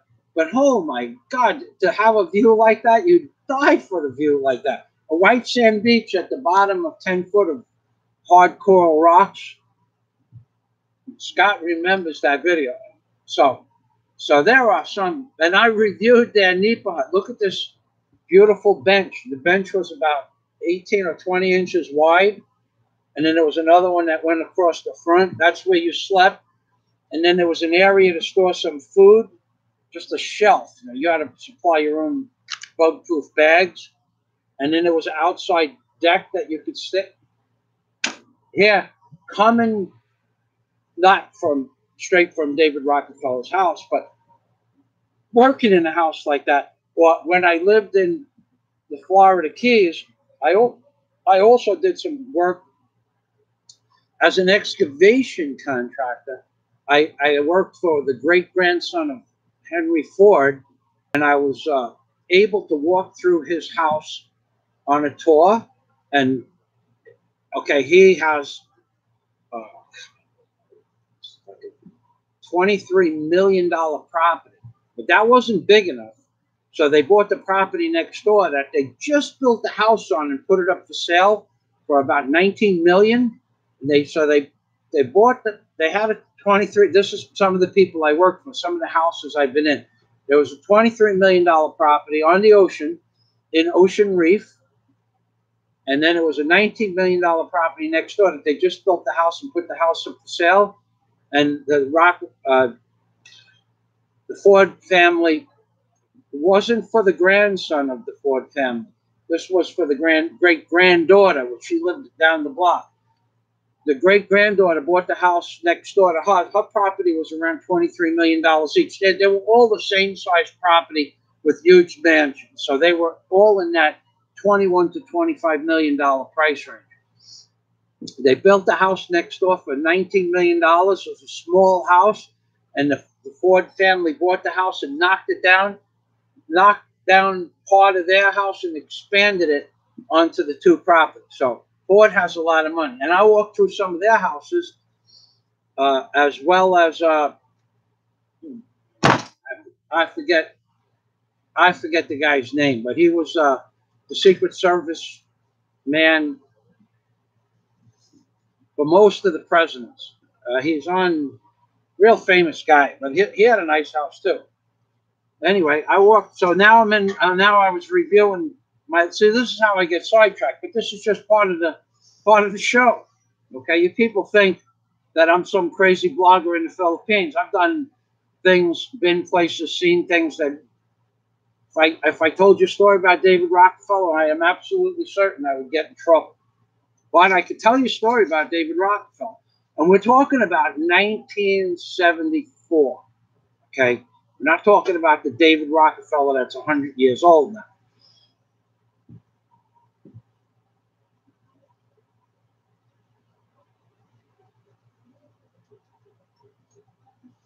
Danny Gordon says, guys don't know that they are viewed as an opportunity and the family is interviewing and probing. Information needs to be on a need-to-know basis, and that is best to keep it that you are poor, but you have a dream. Okay, so the family, Danny is saying that the family is probing you on a multitude of levels. When you meet the family, you're not talking to a 19-year-old girl anymore. You're talking to a man in his 40s or 50s with a lot of life experience and a woman. And they're asking you questions to vet you to see if you're worthy of dating their daughter, if the daughter's a good girl. But they're also looking to see how much money you have. And that will make it even more possible for you to date their lovely daughter. Now, it doesn't mean the daughter's not a good woman. Every parent wants to have a good man for their daughter. Now, Daisy's mother met me when I met Daisy, but her father chose to stay home and feed the pigs. So the mother was a wonderful lady. I only knew her for 3 days, but she was a nice lady. She didn't have any problems where she needed money. She was very gracious and said please and thank you, which is something that Filipinos don't normally do. They don't do it because it's not their custom to say thank you to somebody that's really rich, multi-billionaire, peso billionaire. and when you give them something, they just take it and walk away. They don't even look at you, which happened yesterday. I don't want to get involved with that. So I gave, but I will get involved with it. This is what happens in the Philippines. We had rice that I bought 5 months ago, 4 months ago, and the rice has bugs in it. It has bugs in it because it has the eggs of bugs in it because the rice is not processed rice, as is the macaroni. So I bought 5 kilo bags of rice and 5 kilo bags of macaroni. Oh, we ate most of the macaroni. So it was like 2.5, maybe 2 kilos of macaroni that were in our big plastic Tupperware containers that are sealed. But the bugs came from the inside, not the outside. I'm not eating that. And the rice had the same bugs. They're little bugs. So there's a girl, I call it a goat lady, but she walks goats up and down the block every day for 4 years. I'm here, 4 years I'm here. Every day she walks the goats. If you say hello to her, she'll say hi. So yesterday, when you saw Daisy walking around the kitchen, this is something you have to understand in the Philippines. They're not appreciative of anything you do for them. Don't make the mistake that they're going to be appreciative, because if you give them something, it's because you're rich and you don't care about this anymore. So they're not going to say thank you.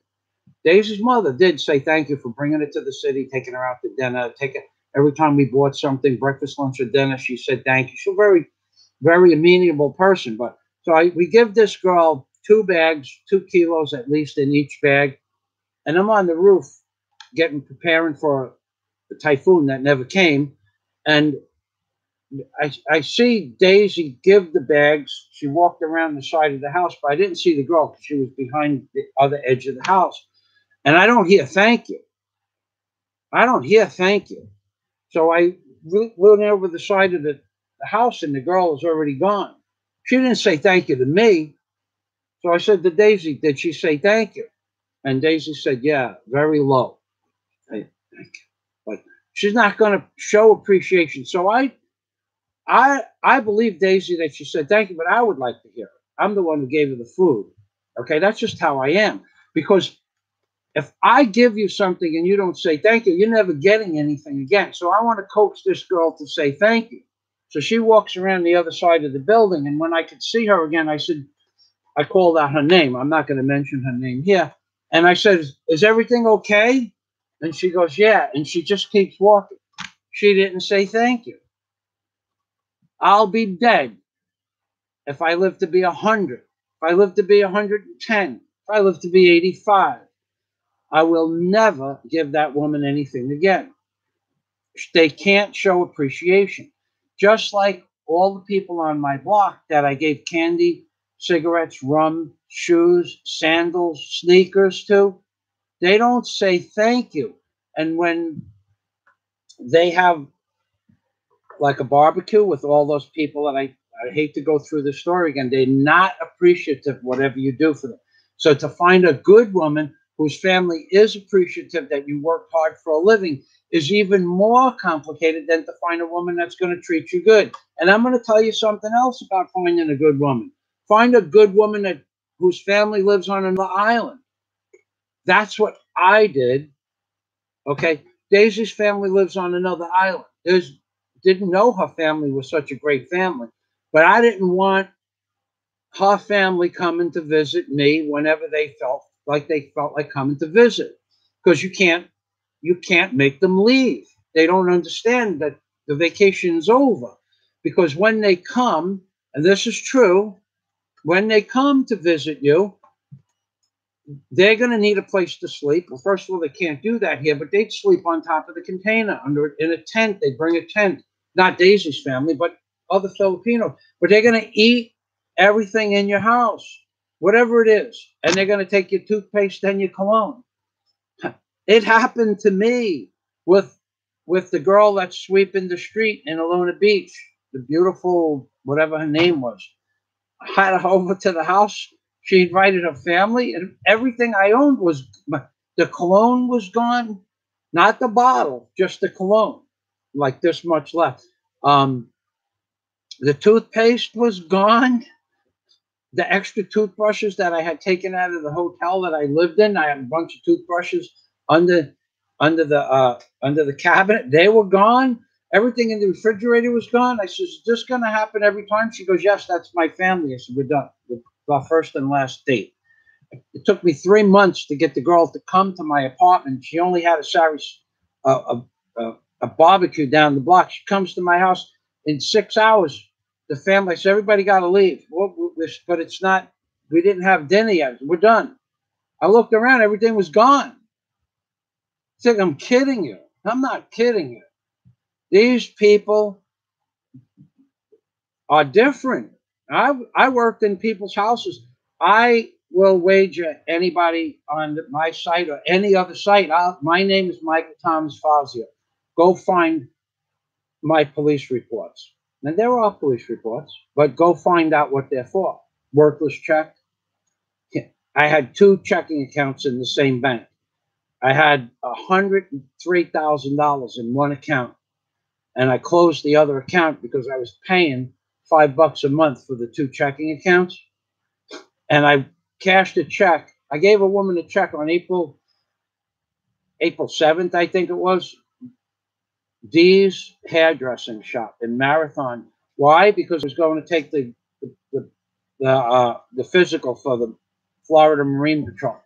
So I gave them the check, I think April 7th. The test was, I think, on April 15th up in Tallahassee, Florida. So I closed the account in November before I moved to another location up in Upper Key Largo from Big Pine Key, where I lived. And she cashed the check in December. A few weeks after I closed the account, she cashed the check. They put out an arrest warrant for a worthless check when I had $103,000 in another bank account.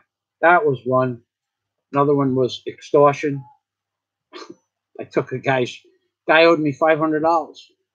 I had his drill in my truck.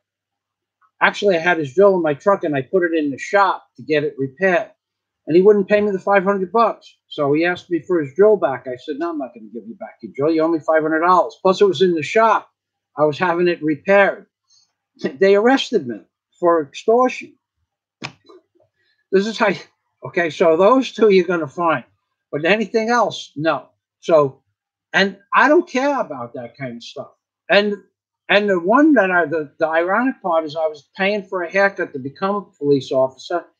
And then where I got arrested was inside the police station to be fingerprinted while I was getting fingerprinted to be a postal employee, because I passed the postal employees test, but I failed the physical for the Marine Patrol agent by 3 seconds on the run because I twisted my knee that day. So, but to digress back to where we are, I have no criminal record for some heinous crimes or anything like that.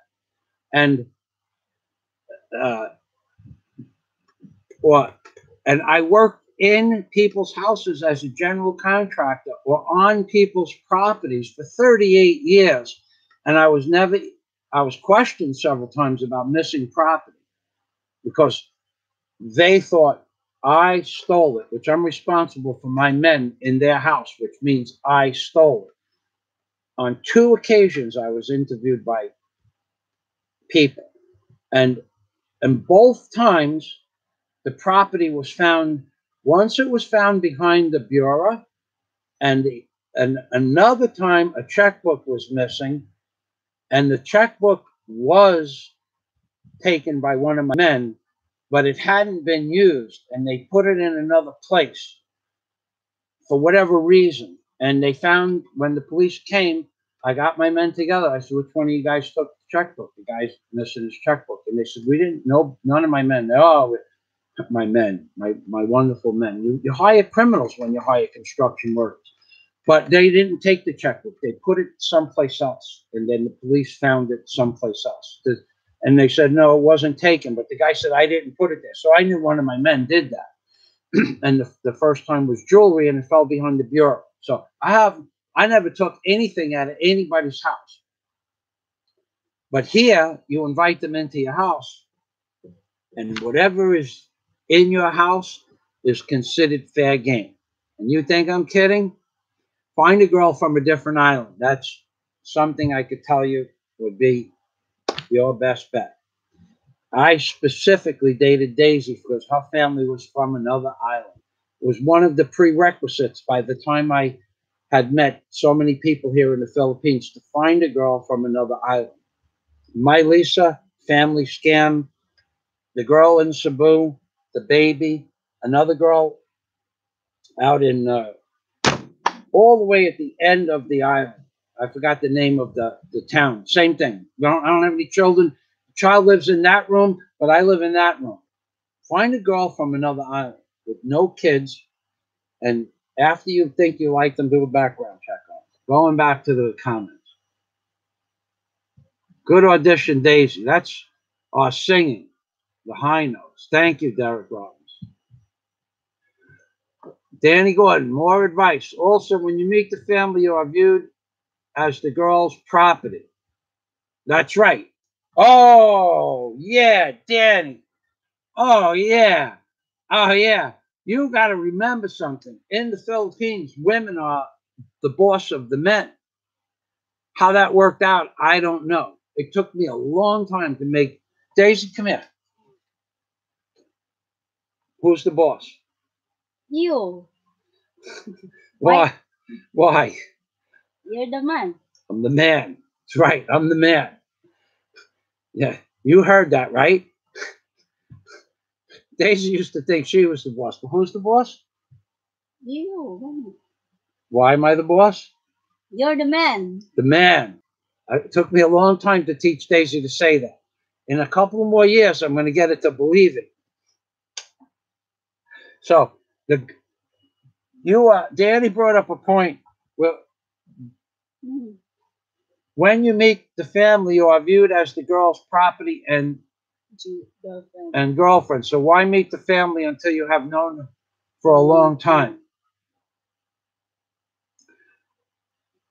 Well, if you're talking about the girl that lived down the block from me, she had a barbecue at the end of the block, about 700 feet away. And at night, it would give me exercise after I ate dinner. I would go to the barbecue and have a piece of fresh chicken or fresh pork and a hot dog. The hot dogs were like 8 pesos. They're not real hot dogs. They're full of stuff that you wouldn't. Oh God, this is processed. That was processed meat. But I'd have the pork and the chicken. So her family would be surrounding her. The entire family, the aunts, the uncles, the nephews, and anybody that walked into the little sheltered area. It wasn't a building, it was a street barbecue right on the edge of the street. And she had chairs set up behind it. Anybody that walked up to the barbecue, American, because it was mostly foreigners in that area, the family would say, buy me a hot dog.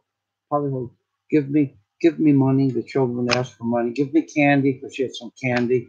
So I already knew the family. So meeting the family. And as far as my Lisa is concerned on the end of the island, I wanted to go to Anda, and the family was part of the deal to meet the family. And I was okay with that. I had no ill intentions toward my Lisa. And the family the family had their plan, but their plan and my plan is not the same plan. So what difference does it make? I think David Hawkley, is he the guy that had the girlfriend that had the baby with him? Yeah? Buntis, yeah. You still talk to her? Hmm.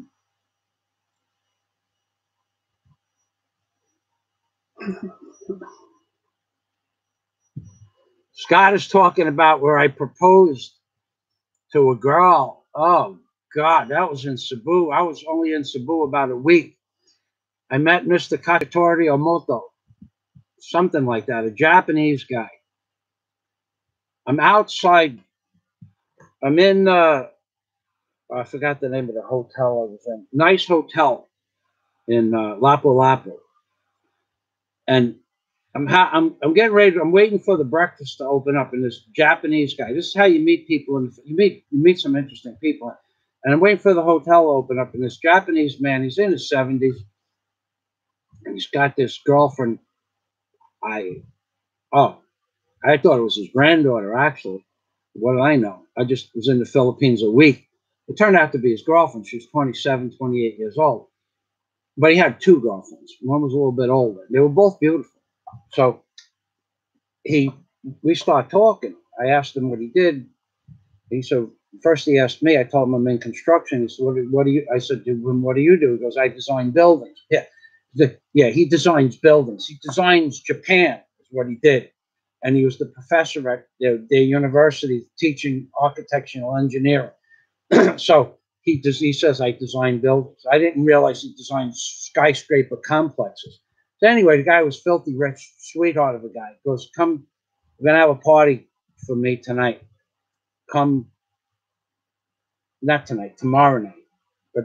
But come tomorrow night to this party at the hotel. So it's a public venue. He goes, I got to bring a girl. He goes, bring 5. He says, I don't care. So he spoke perfect English. So there was a girl I had met on the internet in America, and I'm talking to the girl while I was talking to the girl Milo that never showed up at the airport. And she tells me she's 24 years old. So she turns out she lives in Lapu-Lapu, like maybe 5 kilometers away. So I said to her, Dory, I think her name was. Doreen or Darlene. No, Darlene was the sister. Whatever the girl's name, I think it began with a D. I said to her, how old are you on Facebook and on the internet, on the dating site? 24 years old, says it. And it shows a picture of a sister who's 24 years old. So I said, why don't you come to this party? She goes, can I bring my sister? I said, sure, you can bring all your friends with you. I don't care. I was invited to a party. Take anybody you want.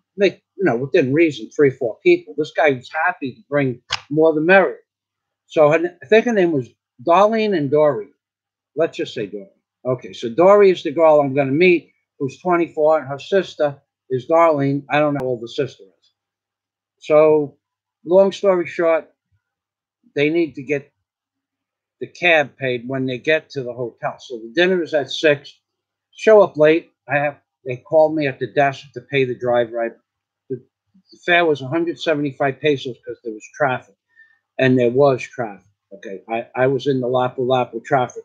They lived on the other side of the airport. There was traffic. So I give the guy 175 pesos. And they come in. Now, I thought the girl I was going to meet was 24, but the girl who presented herself as Dory, she was a kid.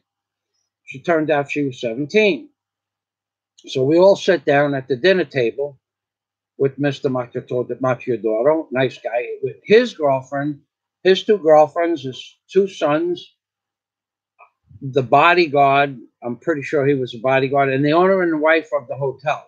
The owner of the hotel and his wife, Filipinos. And we have a great dinner. And I got hammered on sake. I hadn't drank in 10 years. And I said, I'm in the Philippines. My old life is, I have nothing to do. I don't have to operate the machine tomorrow. I don't have to fix the machine. This guy is cool. They put a bottle of sake up on the table. For a sake bottle, it was the biggest bottle of sake I ever saw. It was a half a gallon. And I always heard you get hammered on sake. So I said, why not? So turns out, when I get drunk, and I did get drunk, turns out we find out the girl is 17 because the owner of the hotel's wife asked her how old she was in her language. But I thought she was maybe 18 or 19. But at this point, she was too young. I wasn't interested in her at all. It was just, now they're just 2 guests at a party, just like in the old days. You just invite everybody and there's a party. So it turns out that the lady tells me she's only 17. I said, yes, so will you marry me? And it was a big joke. And I put them in a cab, the sister and the girl, and sent them home. I never heard from them again.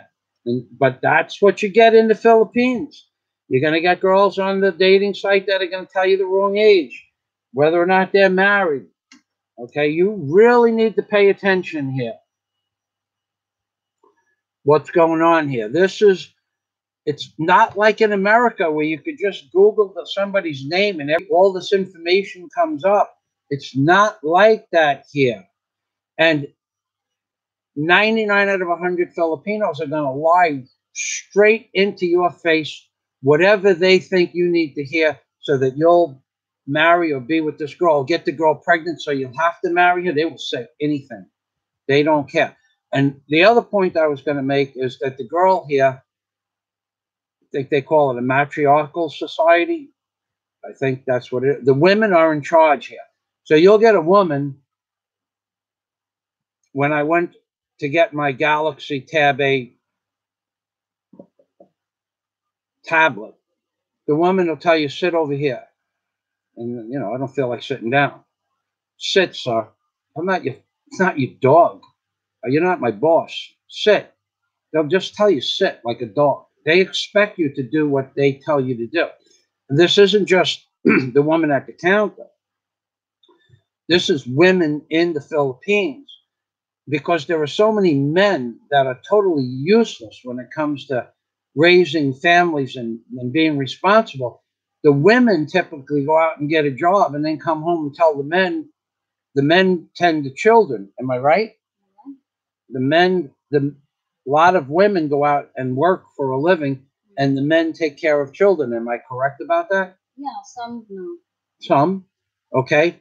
And so in that respect, the women in this society are used to being in charge. But also we had a mayor of Bohol. It was a woman that was in charge. We had many women. More women are in charge of things in Bohol and in the Philippines than men, and they have high responsible jobs. Women are a major reason for things that happen in the Philippines. They're not like they're in charge of a lot of things. So women think they're in charge, but who's the boss? You. Why? You're a man. You're the man. I'm the man. That's right. That's right. Soon she's going to actually believe it. But women think they're in charge. They really believe that they could tell you what to do and that you should do it. And then I mean sit. They tell you to sit. When you walk in and you're waiting for something, they say, have a seat, sir. And you don't sit down because I ignore them. I'm not interested in sitting. So I already heard you. It went through my head. Have a seat, sir. Sit, sir. Not your dog. Yes, sir, but have a seat. Wait a while. Get used to it. Okay, so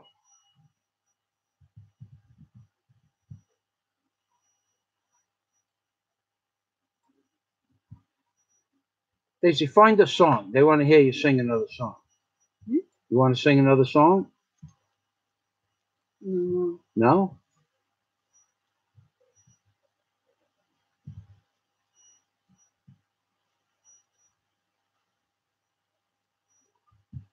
I don't. I wouldn't have to watch out for the Kiwi Pinos. I would not have to watch out for that man. I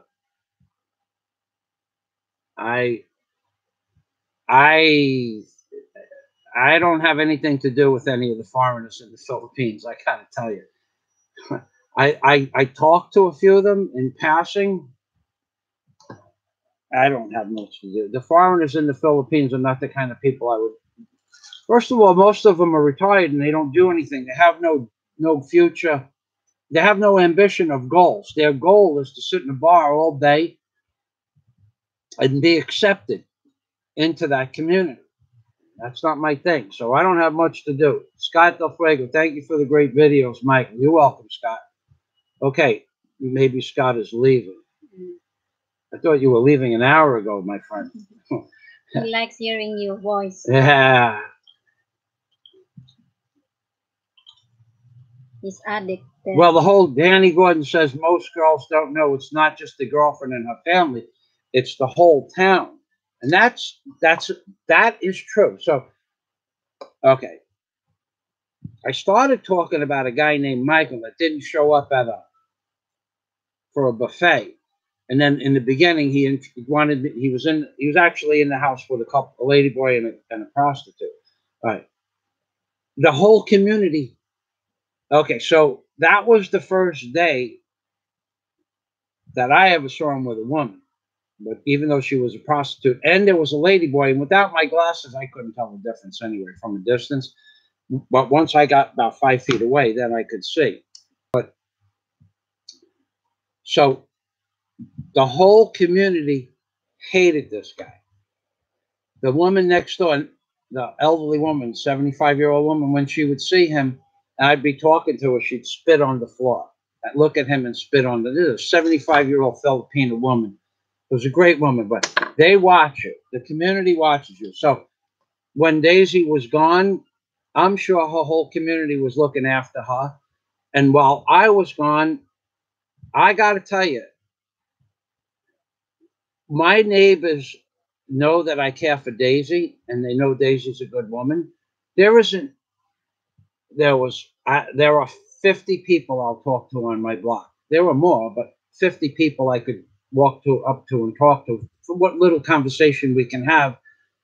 And of those 50 people, only one lady at about the 3-week mark said, "Where is Daisy?"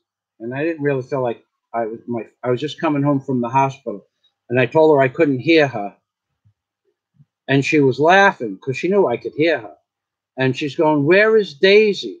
And I said, "My foot, I have an injury on my foot. I can't hear you." And I walked away, and she giggled. Okay, now she probably knew that we didn't break up. She didn't think we broke up.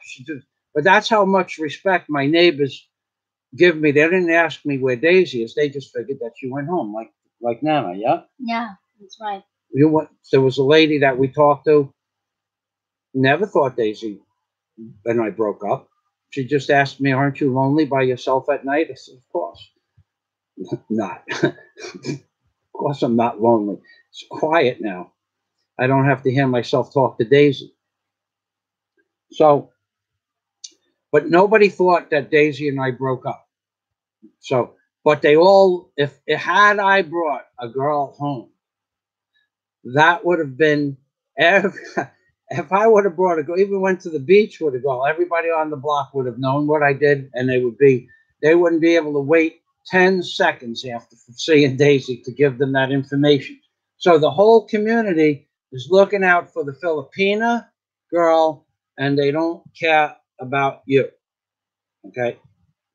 Filipina first, Filipina families first and second, foreigner last. Okay? Don't make the mistake to think. Now, Daisy's family, she comes from a good family. She's a good girl. It wouldn't be like that with her family. And if it ever turned out to be that way, I'd end it. Okay, I would make the family go away. Now I'm a foreigner in the Philippines. Okay, you can't do that. Well, let's figure out a way to make that happen.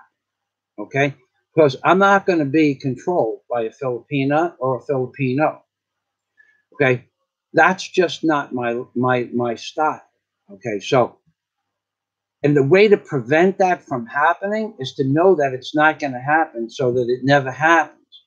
As soon as you start to see somebody put pressure on you in the Philippines, it's time for you and that person to end whatever relationship you have, because it's never going to get better.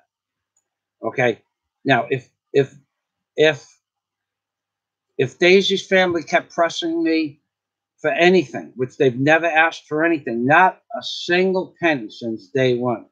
If they ever pressed me for anything, I would just, if I had to break up with Daisy over it, I would just say, "Daisy, you've been a wonderful girl, and you're on your way." And that's it. No hard feelings. She either has to be my best friend, and I have to be her best friend, and nobody else counts, or the family has to accept that I'm doing the right thing, and that I will give when necessary, if it's ever necessary. But they're not going to control me. But they will try to control you. Not Daisy's family, but in general, Filipino women are going to control you. They're going to lie to you, and then they're going to tell you that it's your problem, that you think that they're lying to you. It's only in your head. When you know they're lying to you, they're going to deny it. They're going to tell you a lie, bold-faced lie. The woman whose first apartment I had on the ocean, she would come up to my house at 10 o'clock at night, dressed to the nines, when her 80-year-old husband would be sleeping in bed. 74, 75 at the time. He's 80 now. And she'd ask me for 10,000 pesos with fancy cologne and dressed to the nines with high heels. Normally, she walked around in sandals all day. She told me she needed money for a cell phone for her daughter who was going to college. So the next day, I go downstairs and I tell the guy what she did. She tells me, no, he's lying. I'm lying. She came up, I should have made a video, but she did that. And then she told the husband that I was a liar, and they ended up asking me to leave, which I was going to have to leave anyway because the guy had rented my apartment out for the Christmas holidays and told me to go to New York or someplace else for 3 months because he gets big money. So he could either increase my rent by 5 times, or I could just go to New York for 3 months and he'd give me back the apartment in March. That wasn't a pleasant conversation, and the police were at the house 15 minutes later. And at the end of the day, I had dinner with the police captain and his family of police officers at the police, and they were 100%. They would be 100% behind me. They bent over. They did everything possible. They took pictures. They took statements. The guy stuck a pair of pliers in my chest like this, and it didn't go well. I didn't hit him, but I took the pliers out of his hand and twisted his arm a little bit. I just twisted his arm. I dropped him to the floor, and he said he was going to press charges.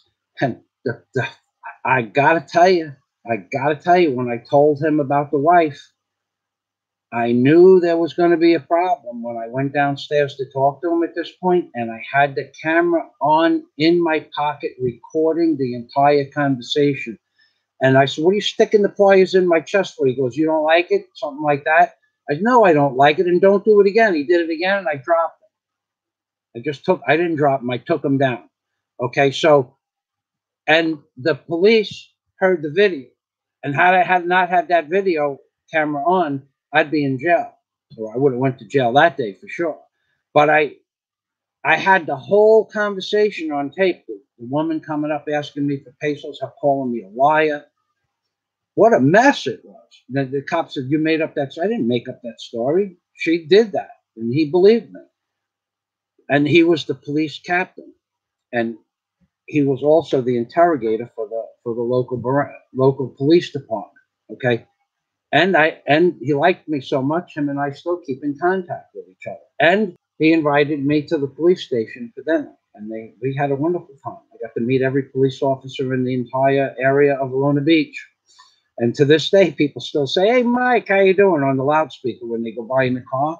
So, well, now they know that I'm a blogger, but too big.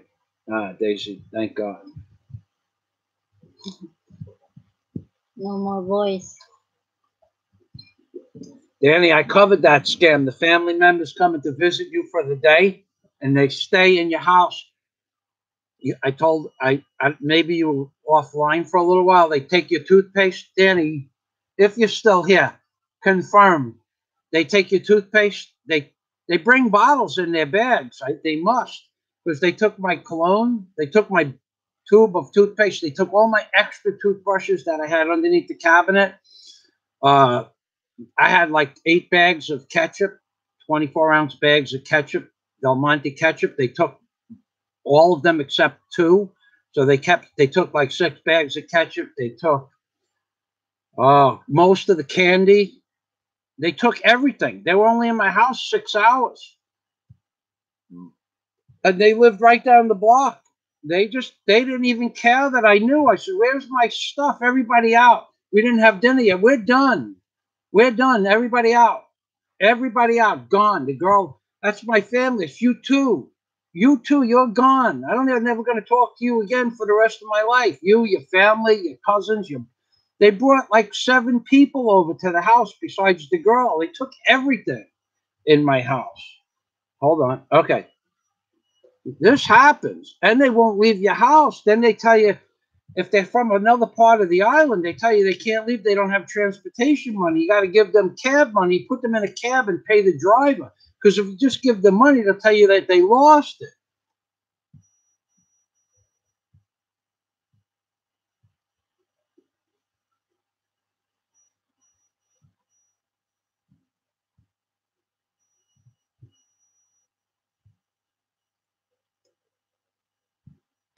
Yeah, well, that's your experience, Kiwi Pinos, that you don't have a problem. White people are horrible. It's true. That's why I told you I don't hang out with any foreigners. That's horrid. Horrid means horrible, like Okay. semi-evil. Okay. The foreigners here in the Philippines are a bunch of garbage people with arms and legs. I don't know another foreigner that's not a 24/7 drunk. I don't know one. I've met people that tell me they don't drink, but I don't know another foreigner that I socialized with. I told you that guy who tried to get me to go to Thailand. I said, what are you talking about? He said, you should go to Thailand to experience ladyboys. I've been partying with this guy once a month for 6 months. The guy was a bum to begin with, but he was an alcoholic. He would bring 8 bottles or 6 bottles of beer to a party and drink 20. Did he ever bring food? No. Did Andrew? No. Did he ever bring food to the party? Last time.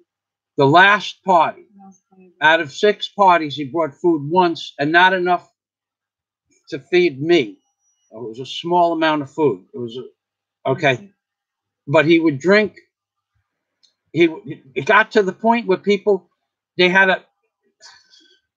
were bringing their own ice chest so they could have their own beer and booze in their own ice chest, so this guy couldn't drink their booze and beer.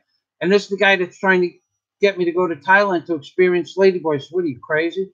But before that, he said, why don't you leave Daisy here and go to Thailand and experience Thailand? I said, for what reason? It was on my right side. For what reason should I go to Thailand? This is foreigners. This is this Kiwi Pinos saying that foreigners are horrible. They are. I'll tell the story again just to prove that most foreigners are garbage here. Okay? So he tells me go to Thailand. I said, what would I go to Thailand for? He goes, so you could experience Thailand. I said, what would I do with Daisy? What would I do with Daisy? He goes, leave Daisy here for a few months and go to Thailand. I said, for what reason? He goes, so you could experience ladyboys. I said, what'd you say? He goes, so you could. I said, what are you, crazy? Are you serious? So I stand up and I ask, there's 5 men. He's one. I asked the other 4 men in order. Oh, I shut the music off first. I shut it off. Did you hear him ask me, do you think it's okay for him to ask me to go to Thailand to experience ladyboys? And the first guy says, well, Mike, if you want to go to Thailand to experience ladyboys, as if it was my idea. I said, I don't want to go to Thailand to experience ladyboys. I'm asking you, think it's okay for him to ask me that question? And they said, well, that's up to you if you think it's okay. Digressing, none of them had a problem with him asking me that question. I stood up, I walked upstairs, tapped Daisy on the arm. I said, Daisy, let's go. We're going now. She just stood up. There was no. Was I nasty? No, not. Not nasty. So come on, we're leaving. There's a problem. That was it. She just stood up and left. Had she said, I'm going to stay here, I would say, Daisy, no, we're going to leave now. Had she said, I'm going to stay here, it's okay. When you come home, pack your stuff. Because if she told me we're leaving now because of somebody saying something or doing something wrong, I'd just stand up and straighten it out or leave. But she's a good woman. She follows the lead. And I'll never let anything happen to her. So I don't let people talk nonsense on the computer. You mentioned Daisy May in a joking manner, and I know you, it's okay. Say something sarcastic, and I'm just going to go to work. Block it. So this Kiwi Pinos brought up a good point. Most foreigners are horrid people. It's true.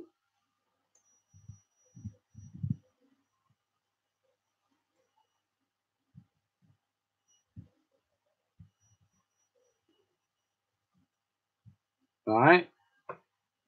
Well, wait a second. Yeah, yeah.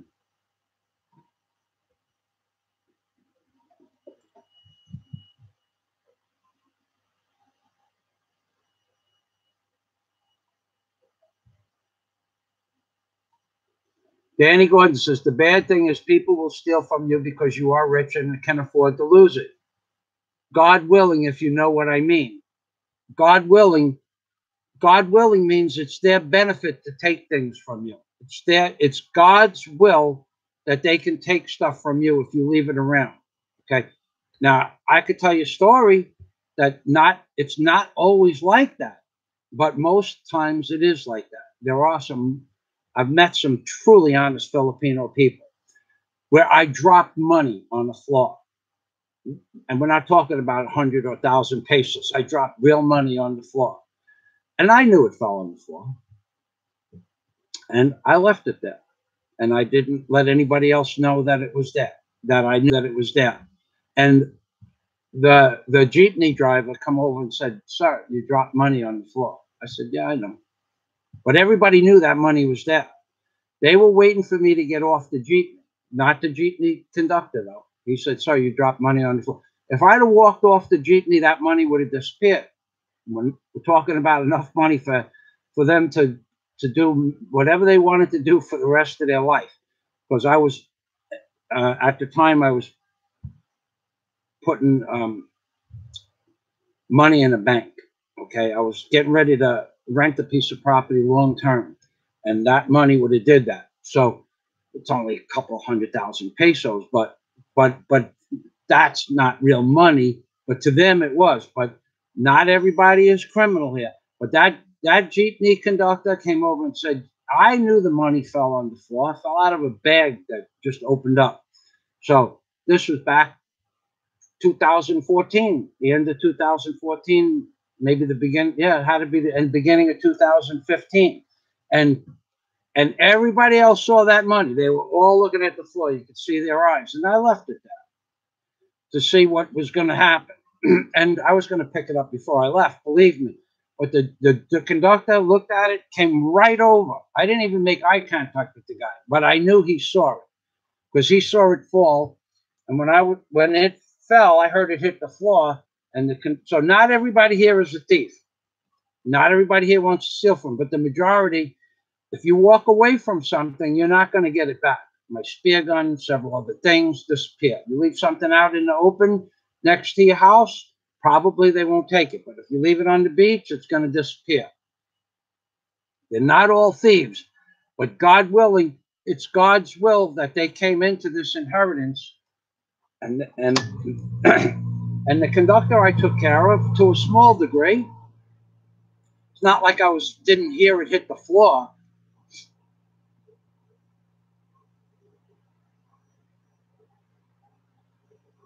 They will get your cheese. That's an old video.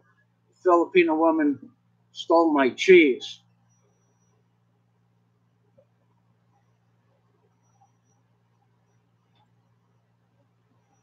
Well, white people might be the world's worst scammers because they're smart.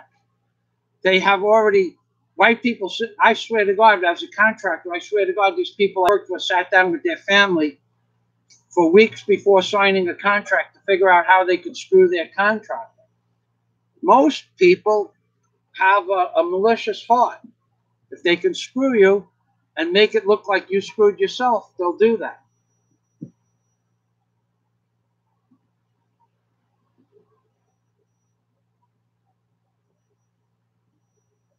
Scuba 100 feet underwater hot.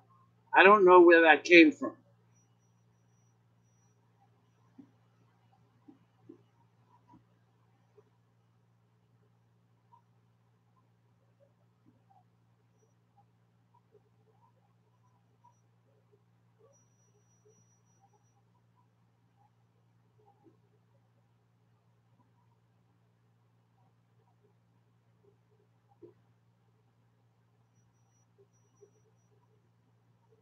Danny is explaining about us being foreigners in the Philippines. He's right. Danny hasn't said anything I don't 100% agree with. We are looked at as a second-class person in the Philippines. This is the way it is here. You get the most uneducated Filipino, Daisy. Okay, let's talk about Leo.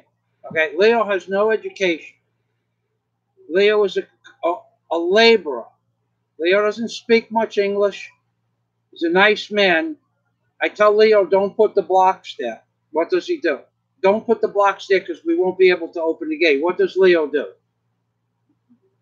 Remember we made the line on the floor. Don't put the blocks on this side. What did Leo do? He puts the blocks near the fence. So I couldn't open the fence. Yeah. Right. So I said to him, move the blocks. He wouldn't move the blocks. I got upset with the move the blocks. I can't get onto my property. He wasn't supposed to have the blocks there anyway. Supposedly, the wonderful landlord, the person in charge, told him to not put the blocks there too. So I put a line on the floor. So I got pissed off. I took the blocks and tossed the blocks, and I broke half the blocks. I told the landlord, this is the last time I'm going to deal with this. And I broke half the blocks. And they got mad at me. They got mad at me for breaking the blocks. They got mad at me for getting mad at Leo. Leo did what I told him don't do, and I went into the house, and I came back out, and the blocks were in the yard. I couldn't open up the gate. So they got mad at me, and they told me if I don't like it, leave the country. So if I don't like that Leo puts the blocks in front of my gate, when it's marked on the floor with a red line, don't put the blocks over here, put the blocks over there. If I don't like that, I should leave your country. That's how you people look at us. It's not, I'm not making this stuff up. You actually, the neighbors and the people involved and the owner of the hotel, the owner of the building took Leo's side because I yelled at Leo. For telling him don't put the blocks there, making a line on the floor, telling the landlord to tell him not to put the blocks there or put the blocks where Michael says, because my property, I rented it. He's blocking me from getting in and out of the property. And he knows not to do that. And he did it anyway. And when I yelled at him, I called him stupid so-and-so. He got upset, and everybody got upset with me. What are you yelling at Leo for? Because I told him don't put the blocks there. I'm the bad guy. And that's how you people look at us. This is insane. I have 38 years as the owner of 17 different construction companies and subdivisions of things and decks and dock building companies, pile driving rigs, land cranes, water cranes, tugboats, barges, scows. I own my own heavy equipment companies.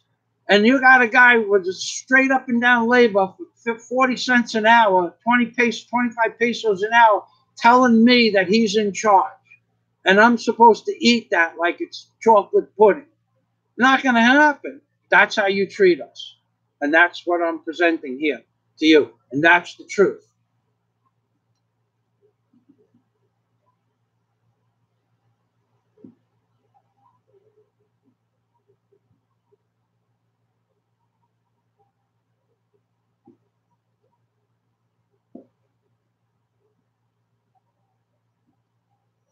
Okay, you're right about that's Kiwi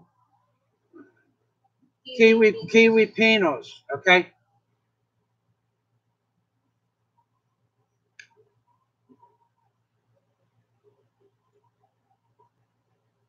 He's a white man. He knows what I am saying. He just seen, but I agree with Kiwi Pinos. White people in the Philippines are mostly garbage people with arms and legs. It's not something I disagree with. And then she brings up a point about the a vlogger that walks around street. I call him the ladybug hunter.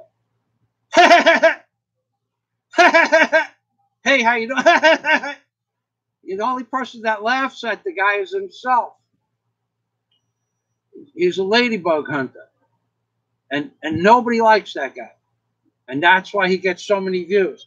Because he's such a, I don't know, 8 years, 6 years he's been blogging, never seen him with a woman. He has a special place in his heart for me too now. Don't get me wrong. It's not just one way. I don't like him, and nobody that likes me likes him. Okay. And then he's got less subscribers, but he gets 5 times the views because they're all a bunch of pansies. And when I say pansies, I mean most of the viewers, I think the guy's lighting the loafers. Okay. But I can't prove it. But Daisy and I have never seen him with the man except that one time, right? Was that a man he was with? Looks. I mean, was that? We've never seen him with a woman. We've never seen him with a woman in 6 years. He talks to women. He talks to lady prostitutes.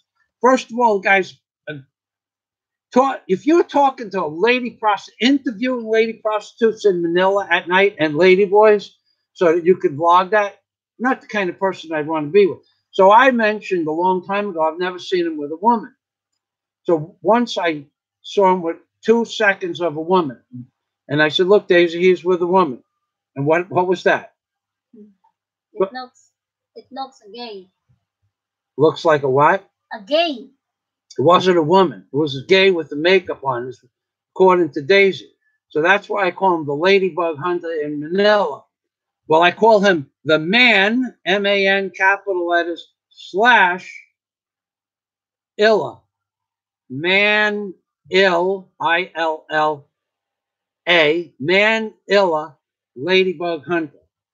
And he has a certain derogatory term that he calls me. And he was the guy who gave all my information, what they call doxing. He gave all my personal information out on the internet and said I was dead and allowed people on his blog to say that I was dead because Daisy killed me and her mother killed, Daisy's mother killed Daisy's father, and that's where Daisy learned how to kill me. Okay, and that went over not so good. And I made a video,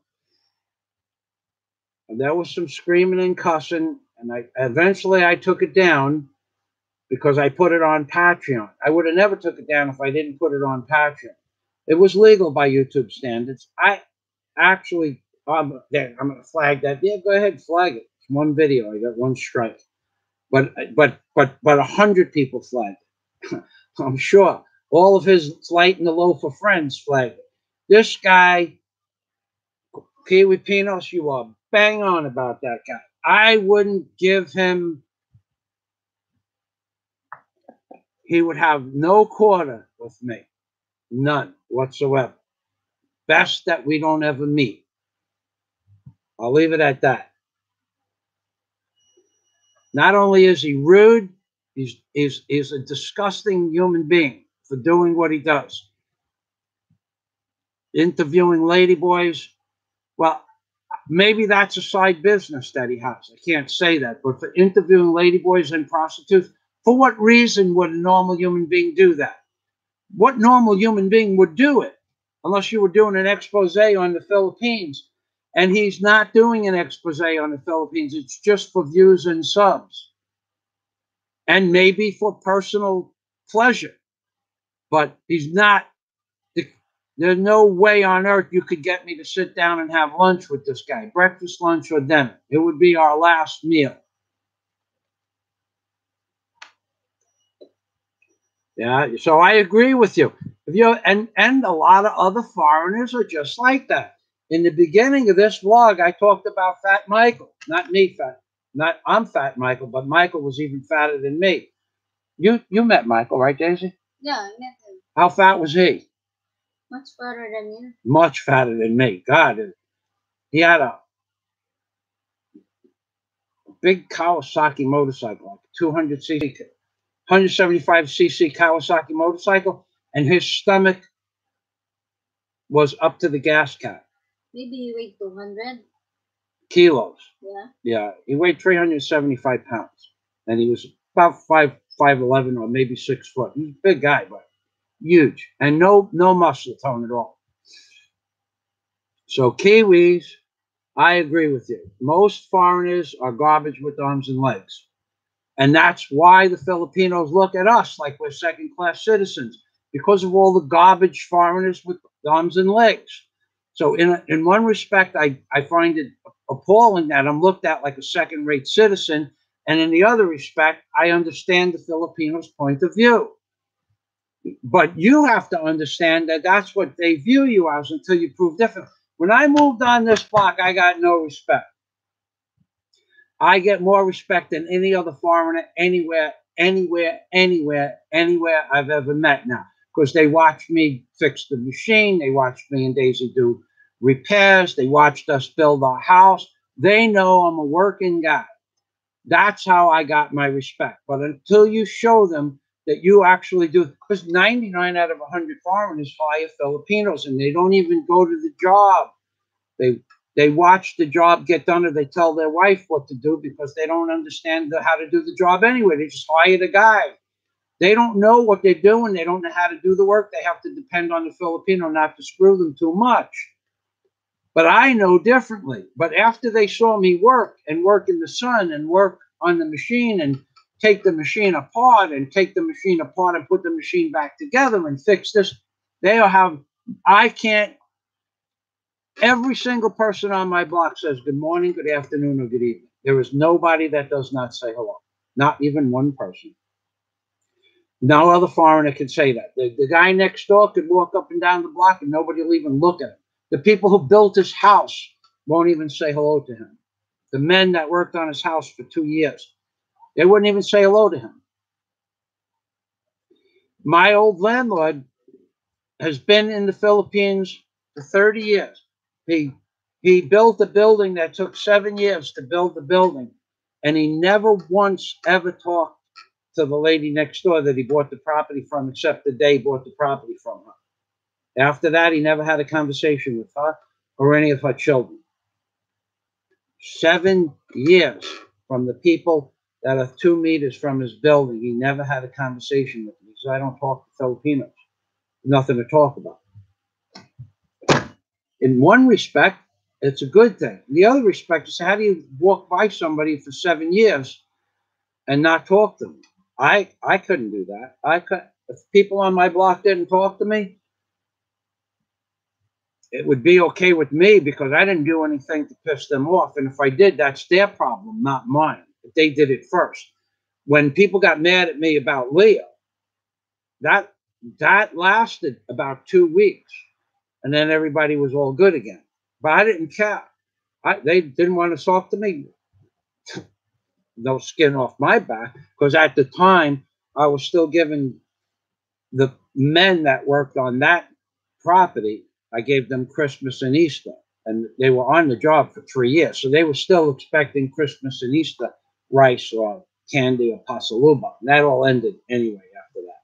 That was pretty much. But the people on my block, I stopped 3.5 years ago. But the men in the building, I had to kind of like, schmooze them there so they wouldn't throw garbage on my balcony. I had to bribe them.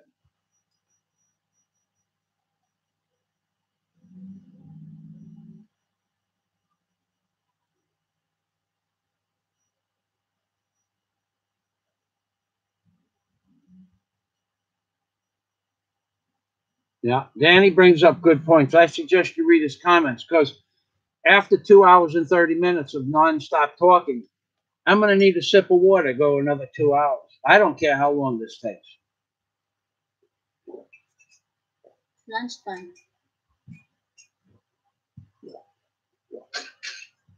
Lunchtime? Yeah. Oh, excuse me. You want to eat? I eat already before. No, yeah, what you have? Bread. Pan? Yeah. Are you going to have chicken? No. No more? Okay. I'm okay. I'm on my diet. You know what I would like? Give me the cucumbers, honey.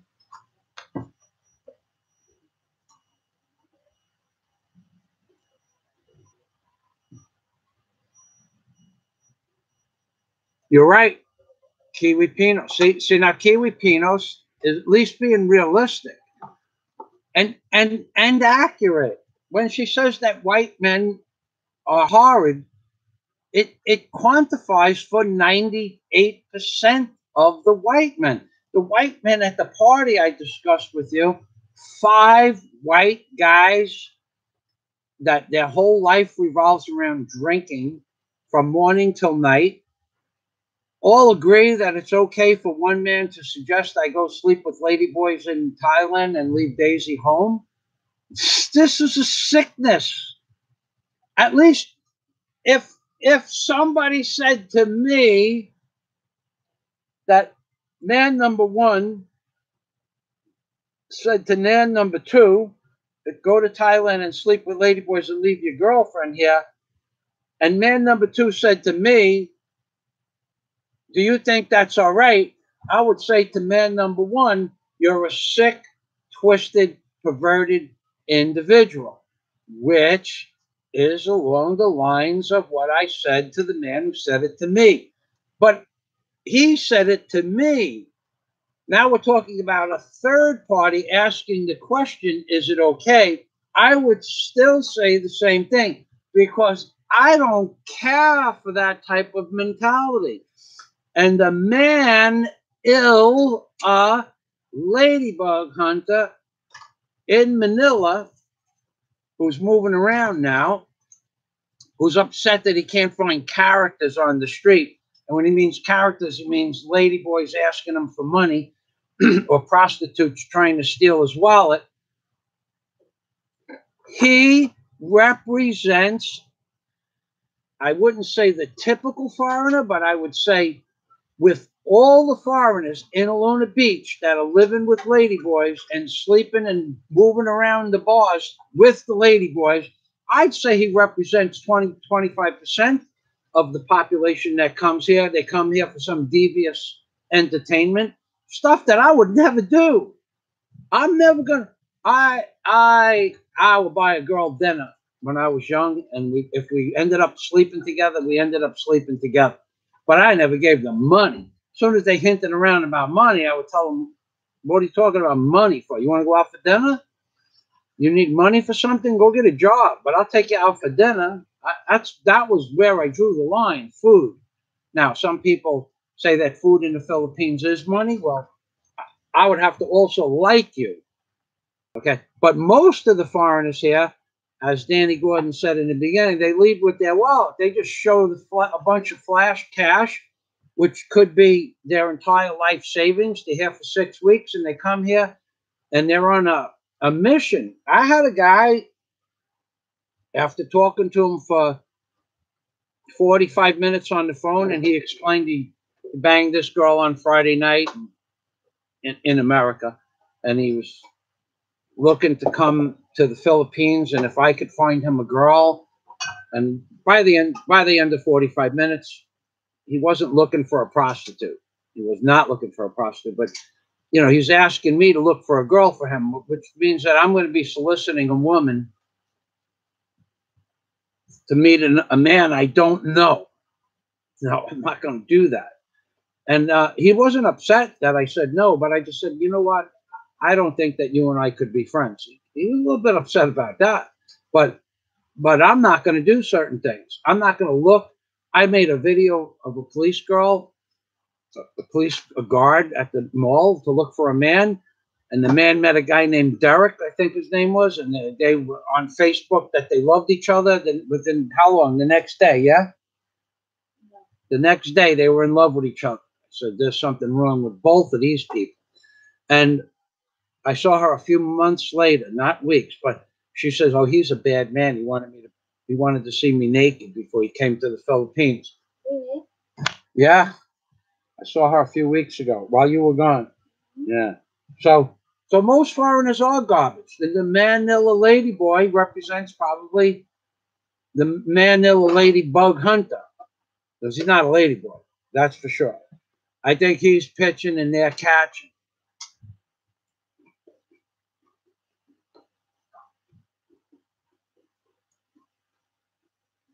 I try to eat 1.5 or 2 big cucumbers or 2 small ones every day as a meal, 1 meal supplement.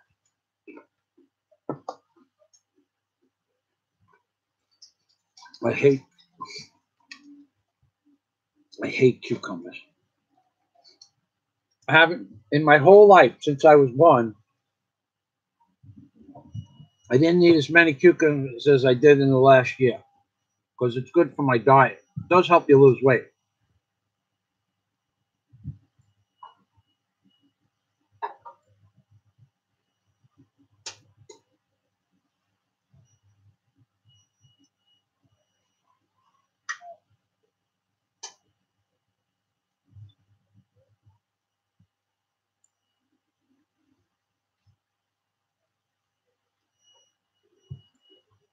Danny Borden brought up another good point that they're conditioned to act like sheep. Now, what he means is when you walk into a store, I'll use my camera store, Colors, worst store that I've ever been in. I have never experienced a worse store than the store on the ground floor at the ICM mall that sells the GoPro cameras. There is no worse customer service. There is nobody that is more useless than that manager there. And there is nobody that is a bigger liar that I have ever met. Because for 7 months, I asked the woman to get me a waterproof case for this camera. And for 7 months, she told me come back next week. She never had any intention of ever getting the waterproof case because she's only interested in selling me another camera if the camera ever gets wet. But she lied to me that she's going to order it and that she ordered it and it's out of stock for 7 months, which is a total nonsense, bold-faced lie. Okay? The store Colors, Kolors, Colors, in the ICM mall is the worst possible business relationship I ever had in my entire life. They are the worst store to buy an electronics from. I suggest you buy it from online, from Lazada.com, and then you give it back to them when the warranty, because the store that sells you this camera won't even send the camera back to the warranty service company for you. You have to send it back. So when Danny says they're trained like sheep, this idiot, the moron, the imbecile that runs the store, the manager that's been the manager there for 4 years. I bought my GoPro Hero 2. I bought my GoPro Hero 4 and my 5 from this idiot. Tells me when I had a problem with the Hero 4, I have to send it back to the company and doesn't have the address. Come back later. Come back next week. Come back in 2 weeks. The idiot never got me the address. And when she gave me the address, she gave me the wrong address. She just gave me an address. It's to an address in Manila, but it's not the customer repair center in Manila. Then I asked her for the phone number to go with the address. She didn't have that either. She's trained to sell you cameras. She didn't order the outside exterior case because if it gets wet, you have to buy another camera. She's trained to sell you cameras. She's not trained to do anything else. She can't even program the camera to change the date. And she's the manager of the store. And she tells you that she can't program it. You have to wait for the service technician. But there is no service technician. She tells you to come back next week. There's a guy that knows how to program the camera. They're trained to do one job. This is the horrible part about the Philippines. You could ask that woman, is there another camera store in Bohol that sells GoPro where I might get the camera case? Here's the manager of a GoPro, of a Colors, which is a multiple store outlet in Bohol and Cebu, multiple stores in Manila, I think also, who doesn't know if there's another store that sells GoPro cameras, and she's the manager for 4 years. That's a lie. They will gladly lie to you about anything if it's not convenient. They're not going to tell you where there's another store where you could buy the case. You already bought the camera. She got 21,000 pesos from me. Where's the case now that you promised me for 7 months? This is what you got to deal with when you come to the Philippines. You think I'm kidding? The girl's an idiot. She's a liar. I have called up her boss. I have sent emails to her boss. I have sent videos that I made of her telling me to come back next week, and then combined the emails together where I'm back next week, and she still didn't have the case, and then she says, out of stock, sir. They are trained. Danny's right. They're trained to do one thing, and that's usually to sell you something.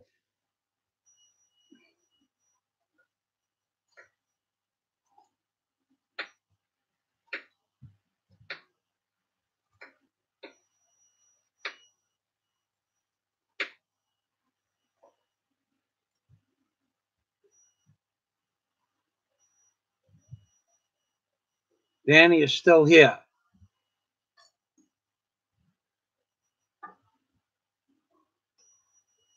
Society is a joke. My foot is healing. The doctor said I could walk and do anything I want, but I want my foot to heal so I don't move it around. It was bad. It was really bad. It was really bad. It was really bad. And it's healing now. But if I stay still with my foot up underneath the table, it heals faster than if I walk around. So I got nothing else to do. If I go out, I can't put a shoe on or a boot. So even if I drop a bottle of water on my foot, I'm screwed. It'll rip all the mended material skin that's being made from this cream here.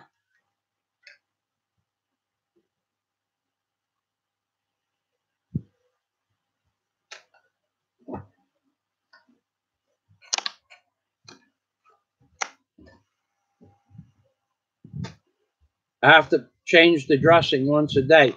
This is actually creating, it's a steroid ointment that's creating skin. When I walk around, it doesn't work as well as when I stay sitting solid. So got about 3 or 4 more days of this.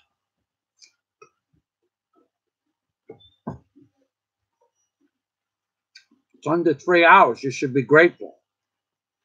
And this morning's live stream was under an hour. Pay attention. Thanks for stopping by. Thanks for stopping by. Thanks for commenting. You always have good comments, but I feel like I'm becoming, now there's no other blogger that's going to do what I do, okay? But no other blogger even has the want, wish, or desire to voice his opinion. Especially that light and the loafers guy. Everything with him is, hi, how you doing? The most annoying laugh. I get sick, physically sick, when I see him walking down the block and say, hi, how you doing? How you doing? Maybe I'll come back later. There's nothing funny about what he says. There is no humor, there's no comedy, there's no personality. And the guy let the laundromat lady rob him.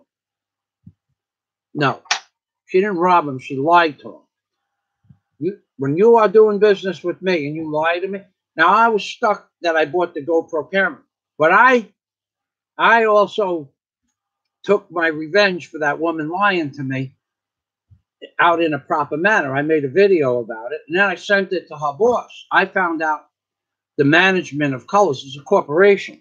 They didn't do anything about it, so I didn't get any satisfaction other than the fact that I sent it to her boss. And I'm sure she saw it. And she's still the manager because they don't have any respect for foreigners. They are there to sell cameras. They're not selling you the waterproof case because the waterproof case protects the camera, and they don't want the camera protected. They want you to buy another camera for 24,000 pesos. Instead of paying 4,000 pesos for a camera, you spend an additional 24,000 pesos every time the camera gets dropped into the salt water and the door doesn't work. What?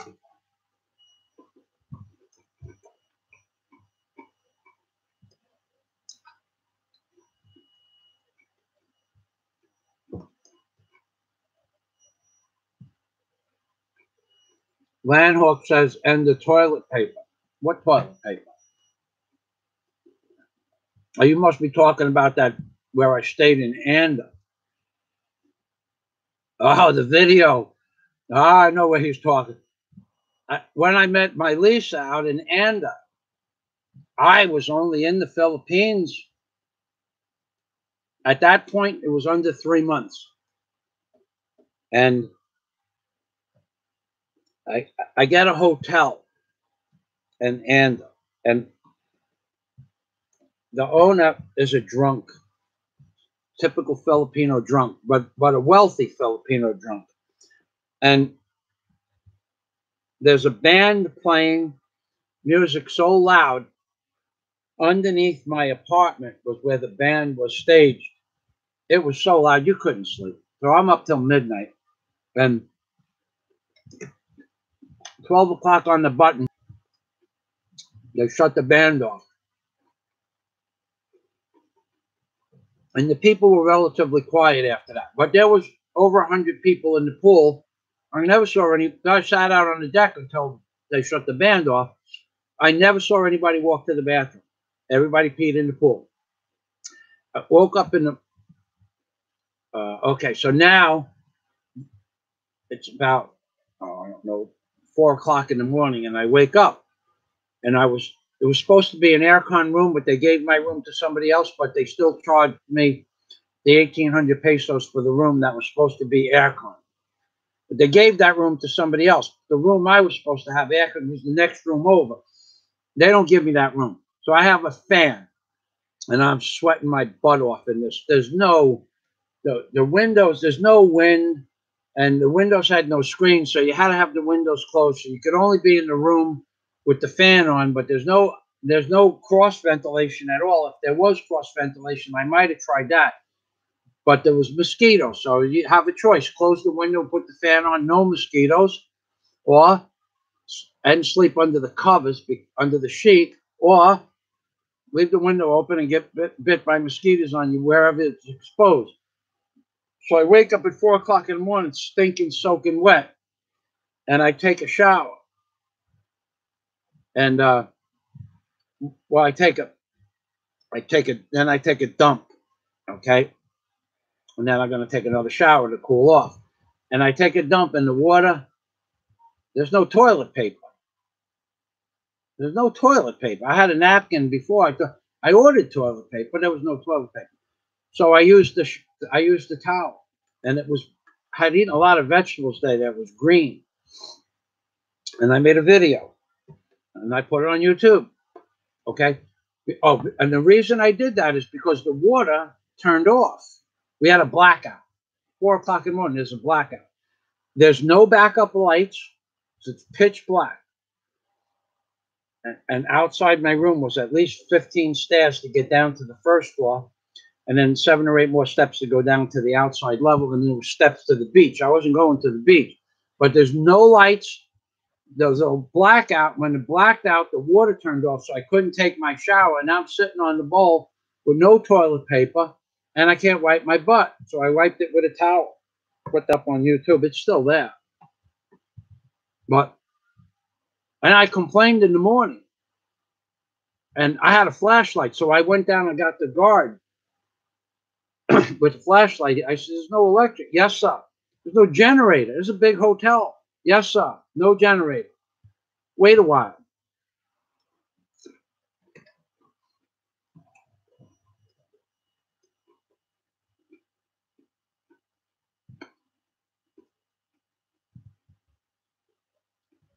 "Thanks, Speakable. I guess you're gone by now."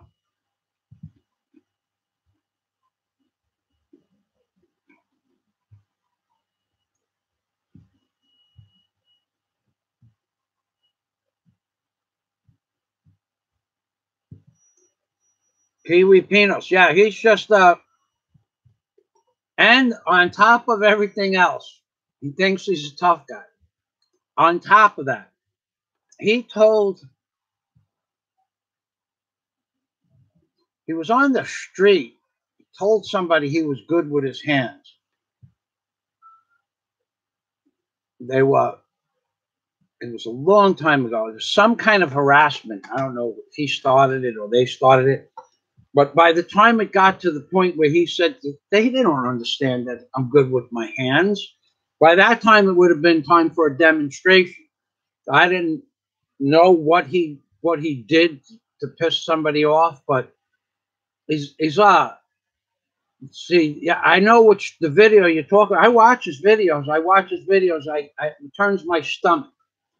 The Manila ladybug hunter / light in the loafers guy, and he has a wonderful saying that. And the reason I started watching his videos again is because one of my subscribers says he's calling me a derogatory name. He likes that. He likes that. And because he's so far away, he can even enjoy that. But what goes around comes around. Yeah, he did complain about $3 to have somebody iron his shirt. But in all fairness, the woman said $1.40 for his laundry in the beginning and then doubled it. So I would have walked out and just found another shop. And I'd paid the $3 without even questioning it. But I wouldn't let somebody lie to me, give me two prices. I won't do that. No. He was upset about the $3 a little bit, maybe just making a point for a YouTube video, but he let the woman lie to him, which means he's a little bit spineless. He should have just took the stuff back on the counter in the video and walked. So I'm not going to, I will give you 100 and I will give you 70 pesos maximum, yes or no, which he did. And when she said no, I would just take the stuff and go to the next store. Okay, you're not getting my business. But he doesn't have that kind of backbone. Maybe he was afraid to be offensive in the Philippines. The woman screwed him. He didn't screw the woman. The woman screwed him. She could have did that job for 70 pesos, but she screwed him. That's, in all fairness, she did screw him. She lied to him. And how I can prove that she lied to him, the woman only does one thing all day. She picked that bag up. She knew it was less than the minimum of 5 kilos, with 38 pesos a kilo. She knew it was less than the 150 peso mark, whatever, 4 kilos, minimum 150 pesos, I think it was. She knew it was under that. When she picked it up and this is what they do. They take your goods. Now they own your goods because they're in your possession. She gave him a price for 70 pesos. She knew what was in the bag before that. She picked it up, said 70 pesos when she brought it to the scale.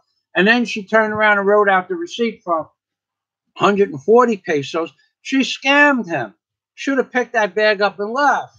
She scammed him. But he didn't have the spine to tell her to take a walk, to go someplace else. Take the bag and go someplace else. What do you let somebody scam you? She's a liar. But he's right in that same category. He lied about Daisy May. He didn't say Daisy May killed me. He allowed people on his video to say Daisy May killed me, knowing it wasn't true. And then he let it stay up for 3 more days when I made a video talking about him and the hemorrhoid that made the comments to begin with.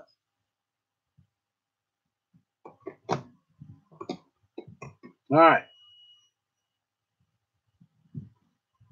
But he did cry about that $3.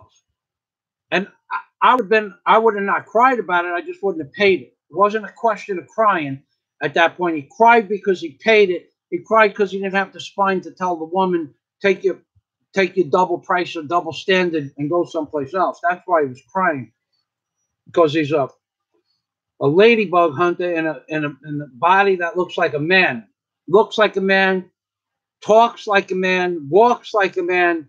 What is something that what is a man that looks like a man and talks like a man and acts like a man but is not a man? That is a Manila ladybug hunter. That's what looks like a man, talks like a man, acts like a man but is not a man, is the Manila ladybug hunter. That's what looks like a man, talks like a man, acts like a man but is not a man. That is a Manila ladybug hunter. And The man and the lady boy hunter acts like a man, talks like a man, and walks like a man. And I can't wait for him to say that derogatory slur that he uses, been using. And I haven't been watching his videos for a long time, but somebody brought it to my attention. They kept track of every time he said it, and he used the derogatory term to me, but he won't say my name. And then apparently it's been going on for months. So I can't wait to run into that guy and he could say that to me in person, up close in person. I want it to happen.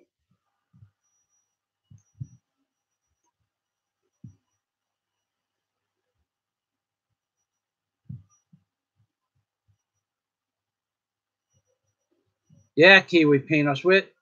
Well, we're not on the same wavelength per se, which means we're not. We agree with each other because we are both talking about truthful occurrences. That's being on the same wavelength. Yes, we are both truthful, but we both agree with each other, which means we're on the same wavelength. But more than that, we are speaking the truth, which is the only way somebody should live their life. With the man ill ladybug hunter that's never been with a woman, and he's telling you his girlfriend's he's over here, he's going to visit his sick girlfriend, his girlfriend's sick, she doesn't want to be on video. That's a lie. The man lives a lie, in my opinion. Nothing that the man, after 6 years of never seeing him with an actual woman, the man is a chronic liar. He's a sociopath, maybe even. I don't know. I'm not a psychologist, but maybe he's a sociopath or something that has to do with that. I'm not a psychologist. But there's something wrong with him that he has to make up this fictitious girlfriend that doesn't exist. Most men that come here to have the ladyboy experience, just say, I'm having a ladyboy experience. The guy who lived downstairs from me in my first apartment had a ladyboy living with him. He was in his 60s, nice guy, looked like a normal guy. He was a school teacher in America, but he was in love with a ladyboy. So much in love with the ladyboy that we went swimming one day, and when we got back to the shore, he was screaming and jumping up and down like an old woman. What are you doing? You're with my whatever he called the guy. Well, I called him the guy. I used to say, how you doing? You know, you're a good guy. Now he would get, the ladyboy would, because he lived downstairs from me I was there 3 months. The ladyboy used to get a laugh out of me calling him a good guy. But the old guy, the older man from England, I think he was a school teacher in England. That older guy got pissed off because he's not a guy. I said, you're a really good guy. I tapped him on the shoulder. He laughed. And the guy would get, the older man, it's not a guy, it's my girlfriend. Yeah, if that's what you think, then that's what you think. But I think he's a nice guy. Okay, we have a difference of opinion, period. End it now while we're still talking to each other. You want to call him a guy? And the guy was always telling me about their sexcapades, which I really didn't want to hear. So after that day when he started screaming up and down like an old woman on the beach because I was with his boyfriend, we never talked after that. Honey, what are you cooking? Mm-hmm. What did you cook? Sardines, pancit, and cabbage. May I have a bite? Maybe you will smell. Yeah, I'm sure they will, but I just want to taste.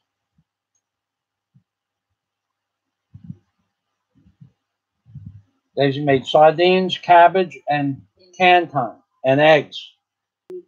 And what? I mix eggs. Mixed eggs. More cabbage.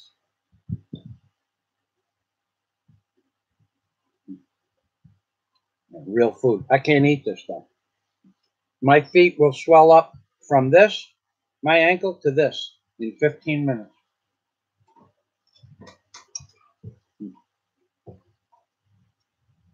Honey. Yesterday, I ate 4 ounces of chicken and my ankle swelled up 1 3/4 of an inch. All right, so back to kiwi peanuts.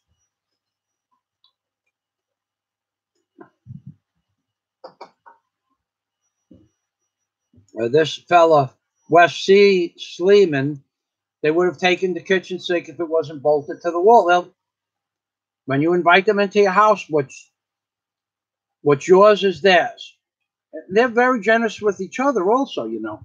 Like if I give one child, when I was giving out candy, if I give one child, say, 3 pieces of candy, and I tell him, because he lived with his brother and his father, go give one to your brother and your father, they just go and do it. They don't eat all 3 pieces of candy. They share the wealth. If I put a bottle of rum on the table,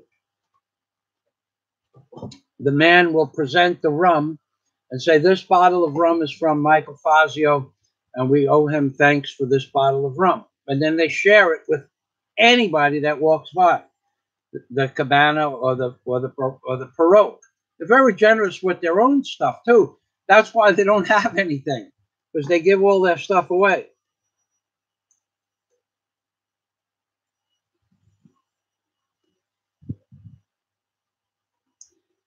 Yeah, your wife, Kiwi Pinos, says his wife is like Daisy May, strong inside and out. My wife hates sex pots. They ruin it for us good white men. And they're already ruined it for us. Okay? This is why I've been doing so many blogs on these various topics, to let them know that not everybody is the same. That guy, the fat Michael guy, they tried to get me to go with his ladyboy. They were all on drugs, number one. But nobody liked that guy. And everybody liked me at the time. They still like me. They like me even more because I'm here. But nobody liked that guy. But he was the typical sex pat. Now, most of the girls that he brought home were prostitutes. And most of them lasted between 3 and 10 days. Okay? He would find a girl dirt poor, buy her some nice clothes, send her home with a nice pocketbook and some food for her family. That would last 10 days, and then he'd go find another one. He had money, but that was his thing, to find some dirt poor Filipino. But then he started with the lady boys, and then, I don't know. I don't think the landlord asked him to move out because she didn't have a problem with that. Could have been something I didn't know about, but he moved out. And then, anyway.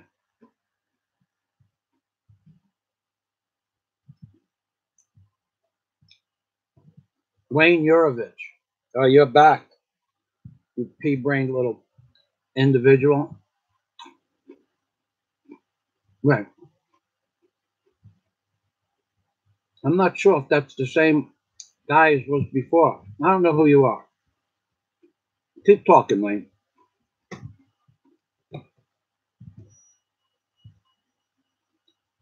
If you're talking about me, I'm 1,000 times more skilled than you could ever be. If you're talking about somebody else, I can't vouch for their skill level. Wayne Yurovich. I think I blocked Wayne Yurovich yesterday. Probably made up another account, Wayne Yurovich. Because I don't see him here. Tell you what, Wayne, we're going to give you the opportunity to prove me wrong. Ah, okay. All right, let's see if we can find that.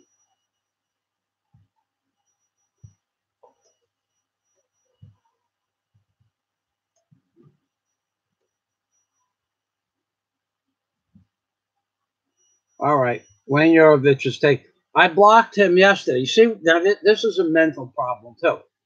I'm going to give Wayne 5 minutes the opportunity to show me something that he has built or done or accomplished in his life, which I gave him yesterday too.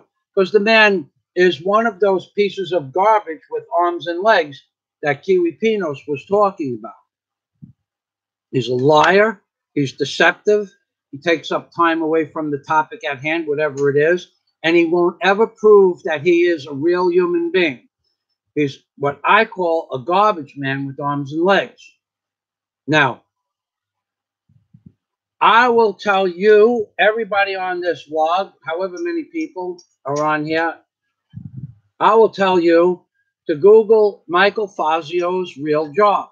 And what you're going to see is me owning barges, cranes, tugboats, pile driving units, self-propelled barges, building decks that are 60 feet wide and 35 feet deep over the water, building thousands of square foot of decks on over the water and putting the piles in for those decks, and me doing the work with my men and my design work. And this piece of garbage, man, Wayne Yurovich, comes on here and says I have no skill set. Google Michael Fazio's real job. And this piece of garbage, man, could do that too. And he knows he's just coming on here to break my chops. So now I'm just having fun with the garbage man, because that's what he is. He's a garbage man. He comes on to cause dissension between the ranks, because he's a little basement dwelling troll. That's the kind of men that are in the Philippines too. He could be my neighbor living in an apartment next door to me that I told off, by the way, 3 years ago. 2 years. How long is that? 2 years now, yeah? 2 years. 2 years ago, in no uncertain terms. And I even asked him, it would be best if you never even look at me again. Okay? And Wayne Yurovich, he's over here telling me I have no skill sets, when I have thousands and thousands of videos with me doing every possible type of job. And he's over there telling me so I give Wayne 5 minutes to put up a video of him doing something, and he tells me I don't know how to do concrete work. I don't know how to do carpentry. Tells me finish something. Wayne Yurovich, you're a garbage man with arms and legs. I'm going to scroll down and look to see.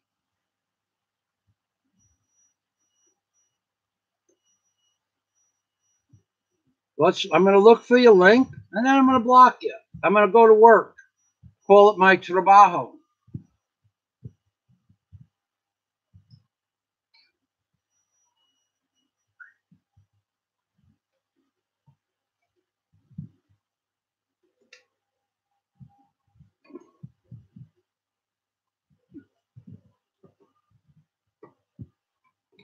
Yeah, I agree with you, Kiwi Peanuts. I agree with you 100% on that.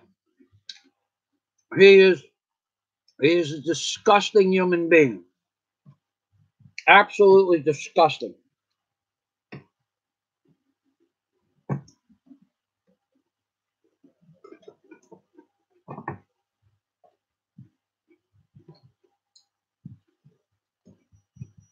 Okay, I don't see Wayne Yurovich. I don't see any links of you showing anything. So, go start another Wayne Yurovich channel, because you just got blocked here again. That's my job. Trabajo. All your comments just disappeared, along with the time it took you to make those comments. Michael Skinner likes the Ladybug Hunter. It should catch on. I should make up a Ladybug Hunter song. I'll do it now, on the fly, okay? The Ladybug Hunter. He's a ladybug hunter, and he's a street walker, and he's a ladybug hunter.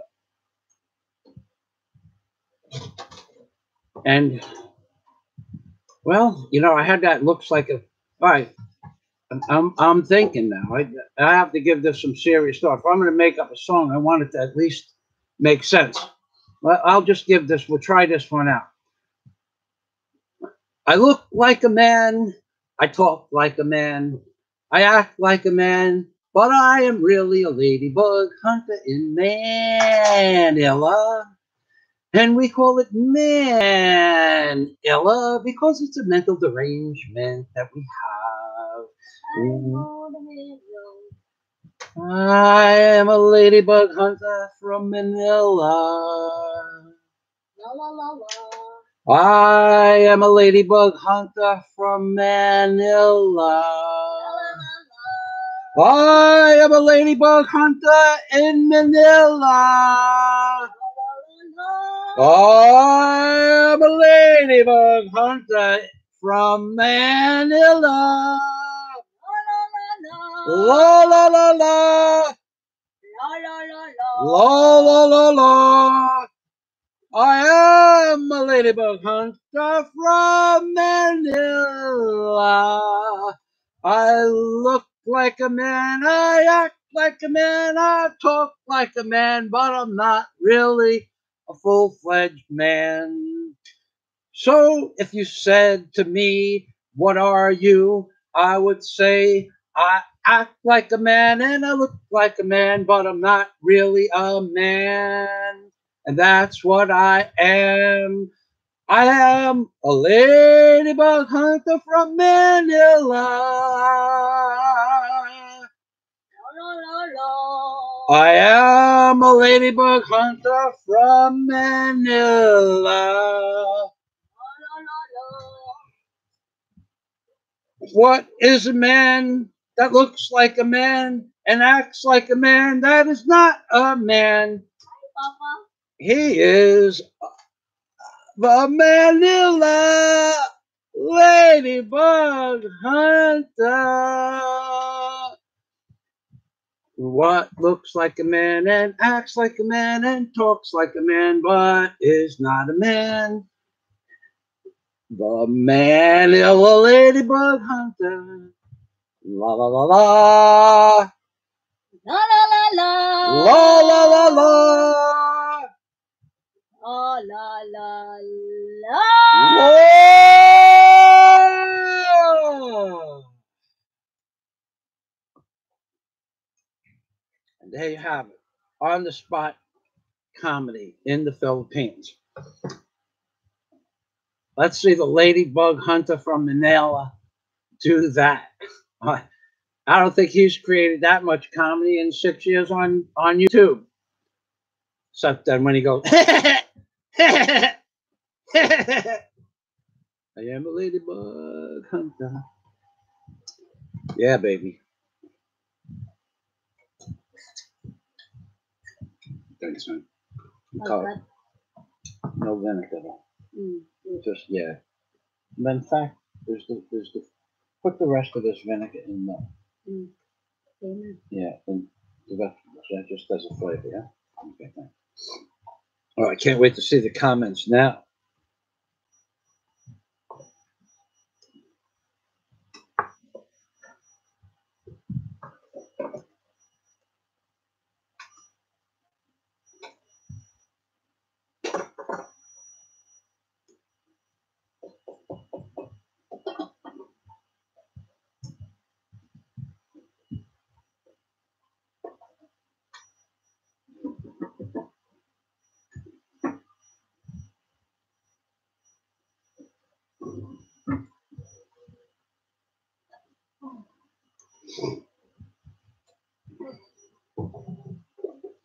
I don't know why there's no Yaakov Abdullah Muhammad. I don't know why there's no sound. Are you telling me there's no sound? Nobody could hear that? That my song? That would be a shame.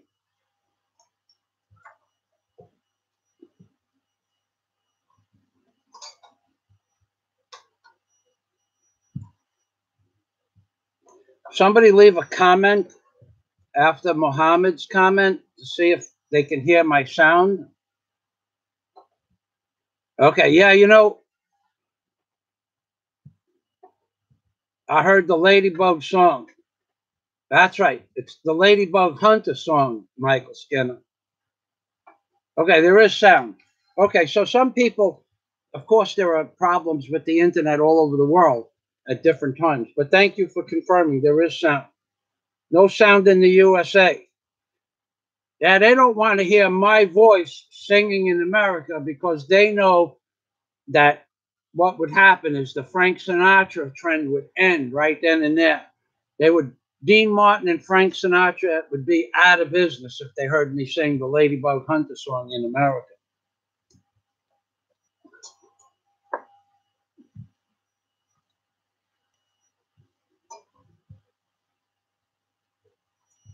Yeah, you saw that Kiwi Penis. He wears long dungarees and a collared shirt to the beach.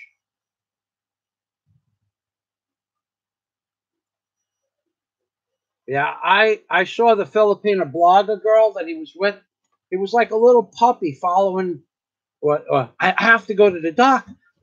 Dude, if the girl was there, she's there. You get on the boat without her. What do you need to be with her for already? You don't know her. Another views and subscribers, which are questionable at best.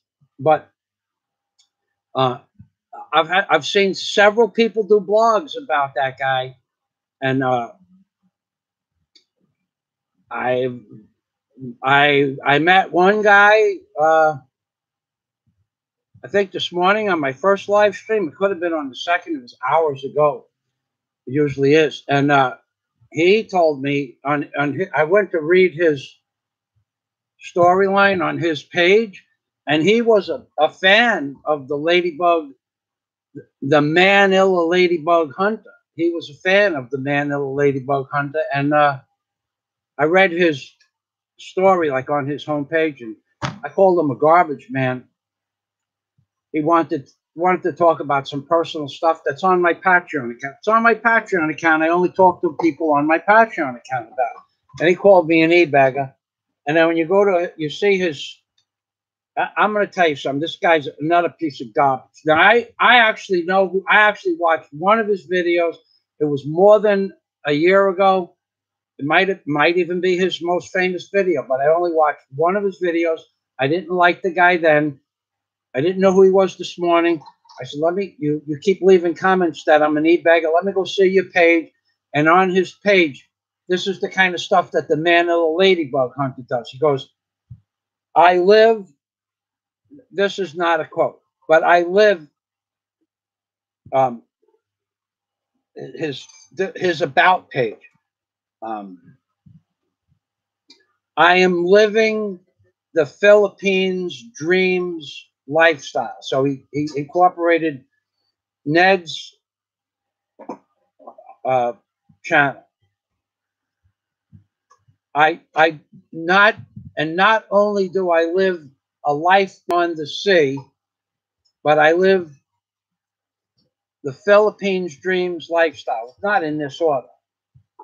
And in addition to that, you must understand I am a foreigner in the Philippines. This is on his homepage. So he describes the names of about 7 different bloggers in his about page in one paragraph. So he's a parasite. He's parasitic in nature by using other people's names in his about page because that draws people to your page differently.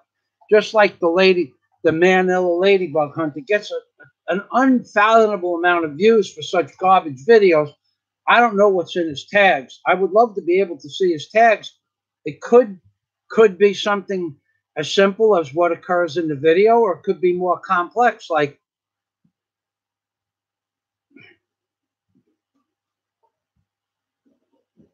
you know, rope smokers are us. I don't know. They might have a code word for it might be some kind of code for people that make smoke signals with smoke and rope. I don't know. It could be so many, but there's no way it could get that many views on such terrible videos. I'll show you Kiwi Penis. I like you, so.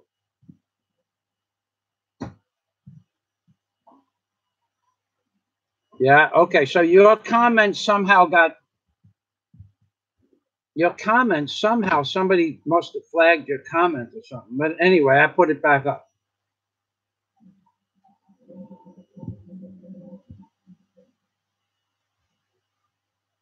Yeah, another thing Kiwi Pinos just brought up, he has no respect for the Philippines. All he shows is the dark side of the Philippines. Um, I, that's why I said I wonder what is in his tags. It could be he might run a separate site for you know, to make an accusation like that is really not. I know what I think he does. Okay, now if I can't see how he gets, I don't know, 3,000 views when he walks down the street with a camera and he doesn't talk to anybody because he can't talk to anybody because I don't know the language. He's been coming here 13 times, 6 years. He doesn't know a single word. Doesn't even know how to pronounce good morning.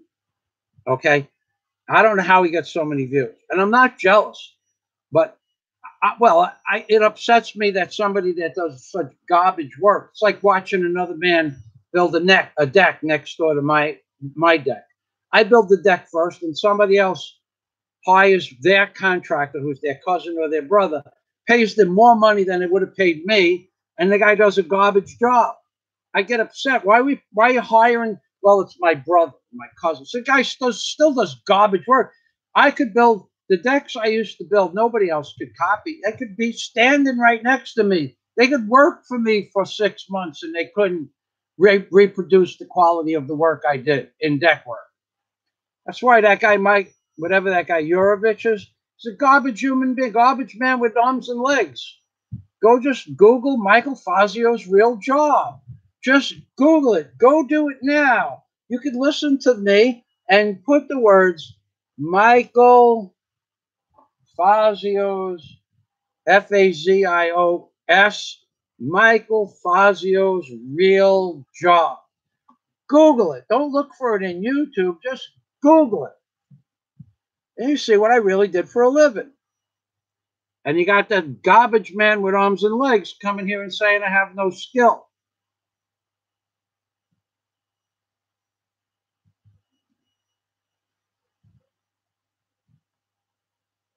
Yeah, I like this Kiwi Pinos fellow. Him I could get along with. He wants to say things that he can't say here. Although I wouldn't flag it, but it'd probably get flagged.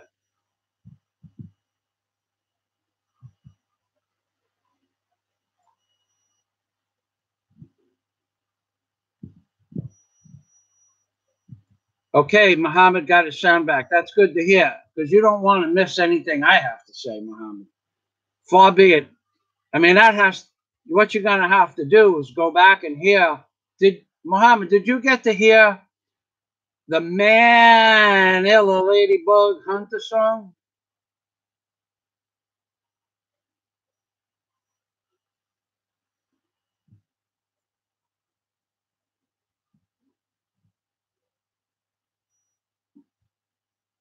Oh, good that you heard that. You wouldn't want to go a day without that ringing in your ears. I might have to go back and I might have to. I don't know if I could make a bet. I was right on the spot. I have a very big creative. When there is a liking in my mind or a disliking in my mind, my creative juices flow. Good that you heard that.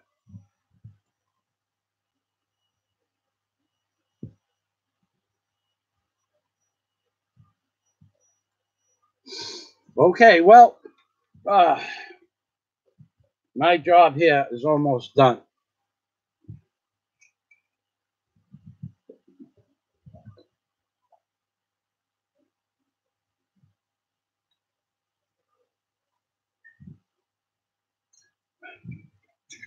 So without further ado, ladies and gentlemen, I want to thank you. Daisy, you want to come in and say goodbye, please? Okay, well, I'll wait. Okay, she's doing something outside. So, thank you very much for coming. I sure would appreciate it if you would dating widows. Oh yeah, if the woman was married, Muhammad, if the woman was married and she got a legal divorce, it's okay to date them. If the husband died, 100% okay to date them. That's as long as the woman is not physically on paper still married to a man, there's no problem. And that's kind of a legitimate question because the Philippines has, now that's one of the oddest laws I ever heard of in my life. So it's a legitimate question. For those of you who missed the reason why Muhammad asked that question is if anybody here is here that didn't catch the beginning of this live stream 3 hours and 30 minutes ago, I talked about what happens to you if you date. Now, let's say you took a married woman out on a date. Okay, that's a no-no. You shouldn't do that. But if you got caught sleeping in a bed with a married woman in her house or your house, if you were in bed with her and there was a scam going on between the woman and her husband or anybody else could come to the police with proof that you are sleeping with a married woman and give the married woman's husband's name, and you go to jail. Now, I don't know if a third party could make you go to jail, but the law is you go to jail if the woman if the man complains about it. And here's the way you get out of jail is, let's say Tom is married to a woman named Jane, and Jane sleeps with Michael, and I'm in bed with Jane, and Tom knows that Michael and Jane are sleeping with each other, calls the police. I go to jail. I don't get out until Tom tells me how much money he wants, and I give him that much money. Now, I don't know if there's a limit, but you stay in jail until you give them the money, or somebody comes and gives them the money. If you don't have the money, you just stay in jail. You don't get out of jail. There's no bail here for that offense. So that's why Muhammad was asking, if a woman is a widow, do you get in trouble? And I doubt very much that would be a problem.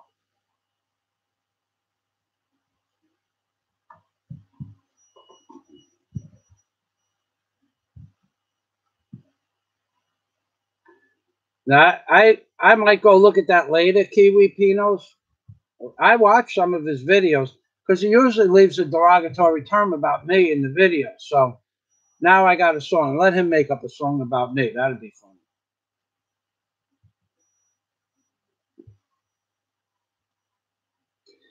Yes, Muhammad. Yes. The answer is yes.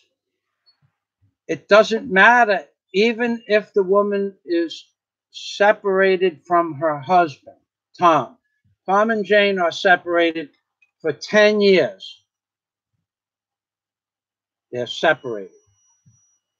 They live on different islands. And I come to the Philippines and I sleep with Jane, and Tom finds out, I go to jail. It doesn't make a difference if Tom is not with Jane, if they're separated for 10 years or 15 years, if they live on different islands.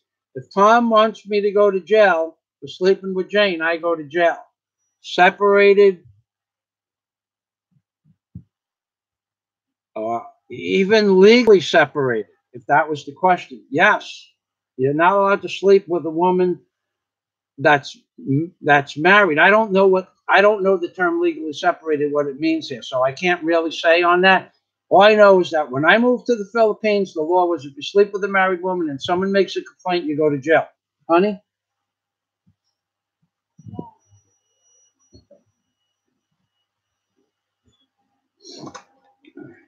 Okay, let me put my hat on straight. Wapaka. Beautiful days of May. Should we sing again? What song? What other song is there? If I look like a man and I talk like a man and act like a man, but I'm not a man, what am I? I am the Manel, a ladybug hunter. So, here's the question. What looks like a man? What acts like a man? What talks like a man but is not a man? It is the man, a ladybug hunter. Oh, oh, oh. Well, you look beautiful. You can't see your shirt, though. Hmm? You can see.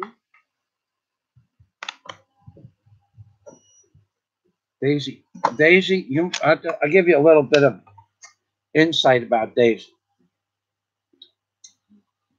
She always, she'll work outside and get down and dirty in the grease in the machine, and she puts on her little gloves, and now she has boots, but she is impeccably clean on herself always. As soon as she's done, shower, bath, and most Filipino women are. I got to tell you that most Filipino women that I see on the jeepney, how they keep their clothes so clean with no washing machines, it's amazing. It's one of the more impressive things I could say about the Philippines people on the jeepney. 99 out of 100 people are spotless clean and shaven, well shaven, and their hair is always combed. I'm the messiest guy on the jeepney, and I do that for a reason. Okay, nobody, no foreigner should go walking around with 5,000 peso, 10,000 peso sneakers on, and sports watches and fancy backpacks. That's a no-no in the Philippines. So I just go there in my grungy day clothes. That's a good hint. People will look at me and they say, first of all, I don't walk like I'm going to be an easy target. I keep a pretty much of a perception around me of my peripherals, front and back, sideways. I look at a lot of people's eyes, that eye contact, and I can usually tell if someone is up to no good from their eye contact, or they're just interested, nosy people. That's normal. But walking around flashing jewelry and fancy computer case bags and stuff like that, that's not a good thing.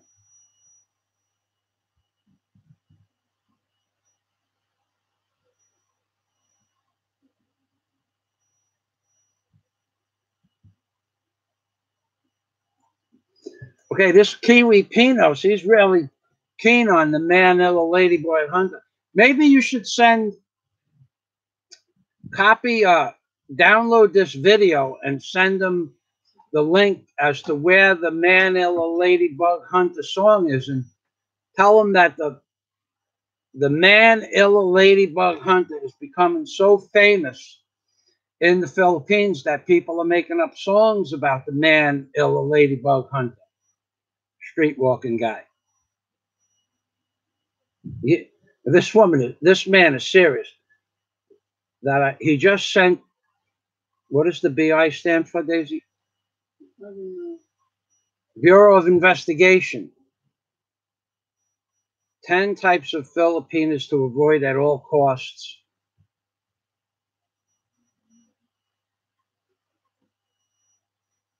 Yeah, I don't know what good that would do. I don't think he actually breaks any laws, other than the fact that his ignorance level is so high. It should be illegal for somebody to be that ignorant and still be able to walk around freely.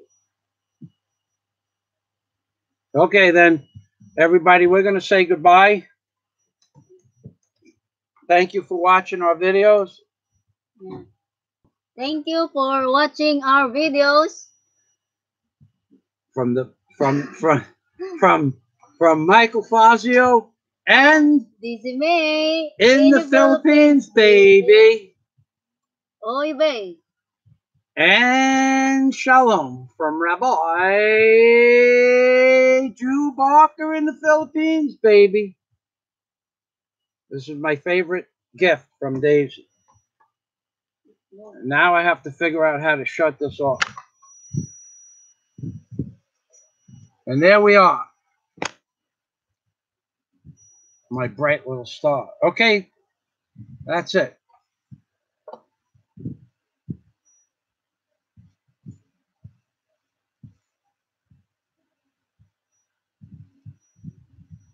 Thanks, John Boone.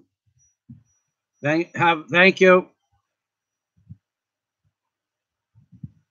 Salamat, Muhammad. Thank you, Muhammad. West Sleeman, thank you. Yep, it was hard to live on a barge. West Sleeman Zollacraft was the name of that business. Yep. Okay, then, everybody, we're going to say Amping Permi. That's right. In the Philippines, baby.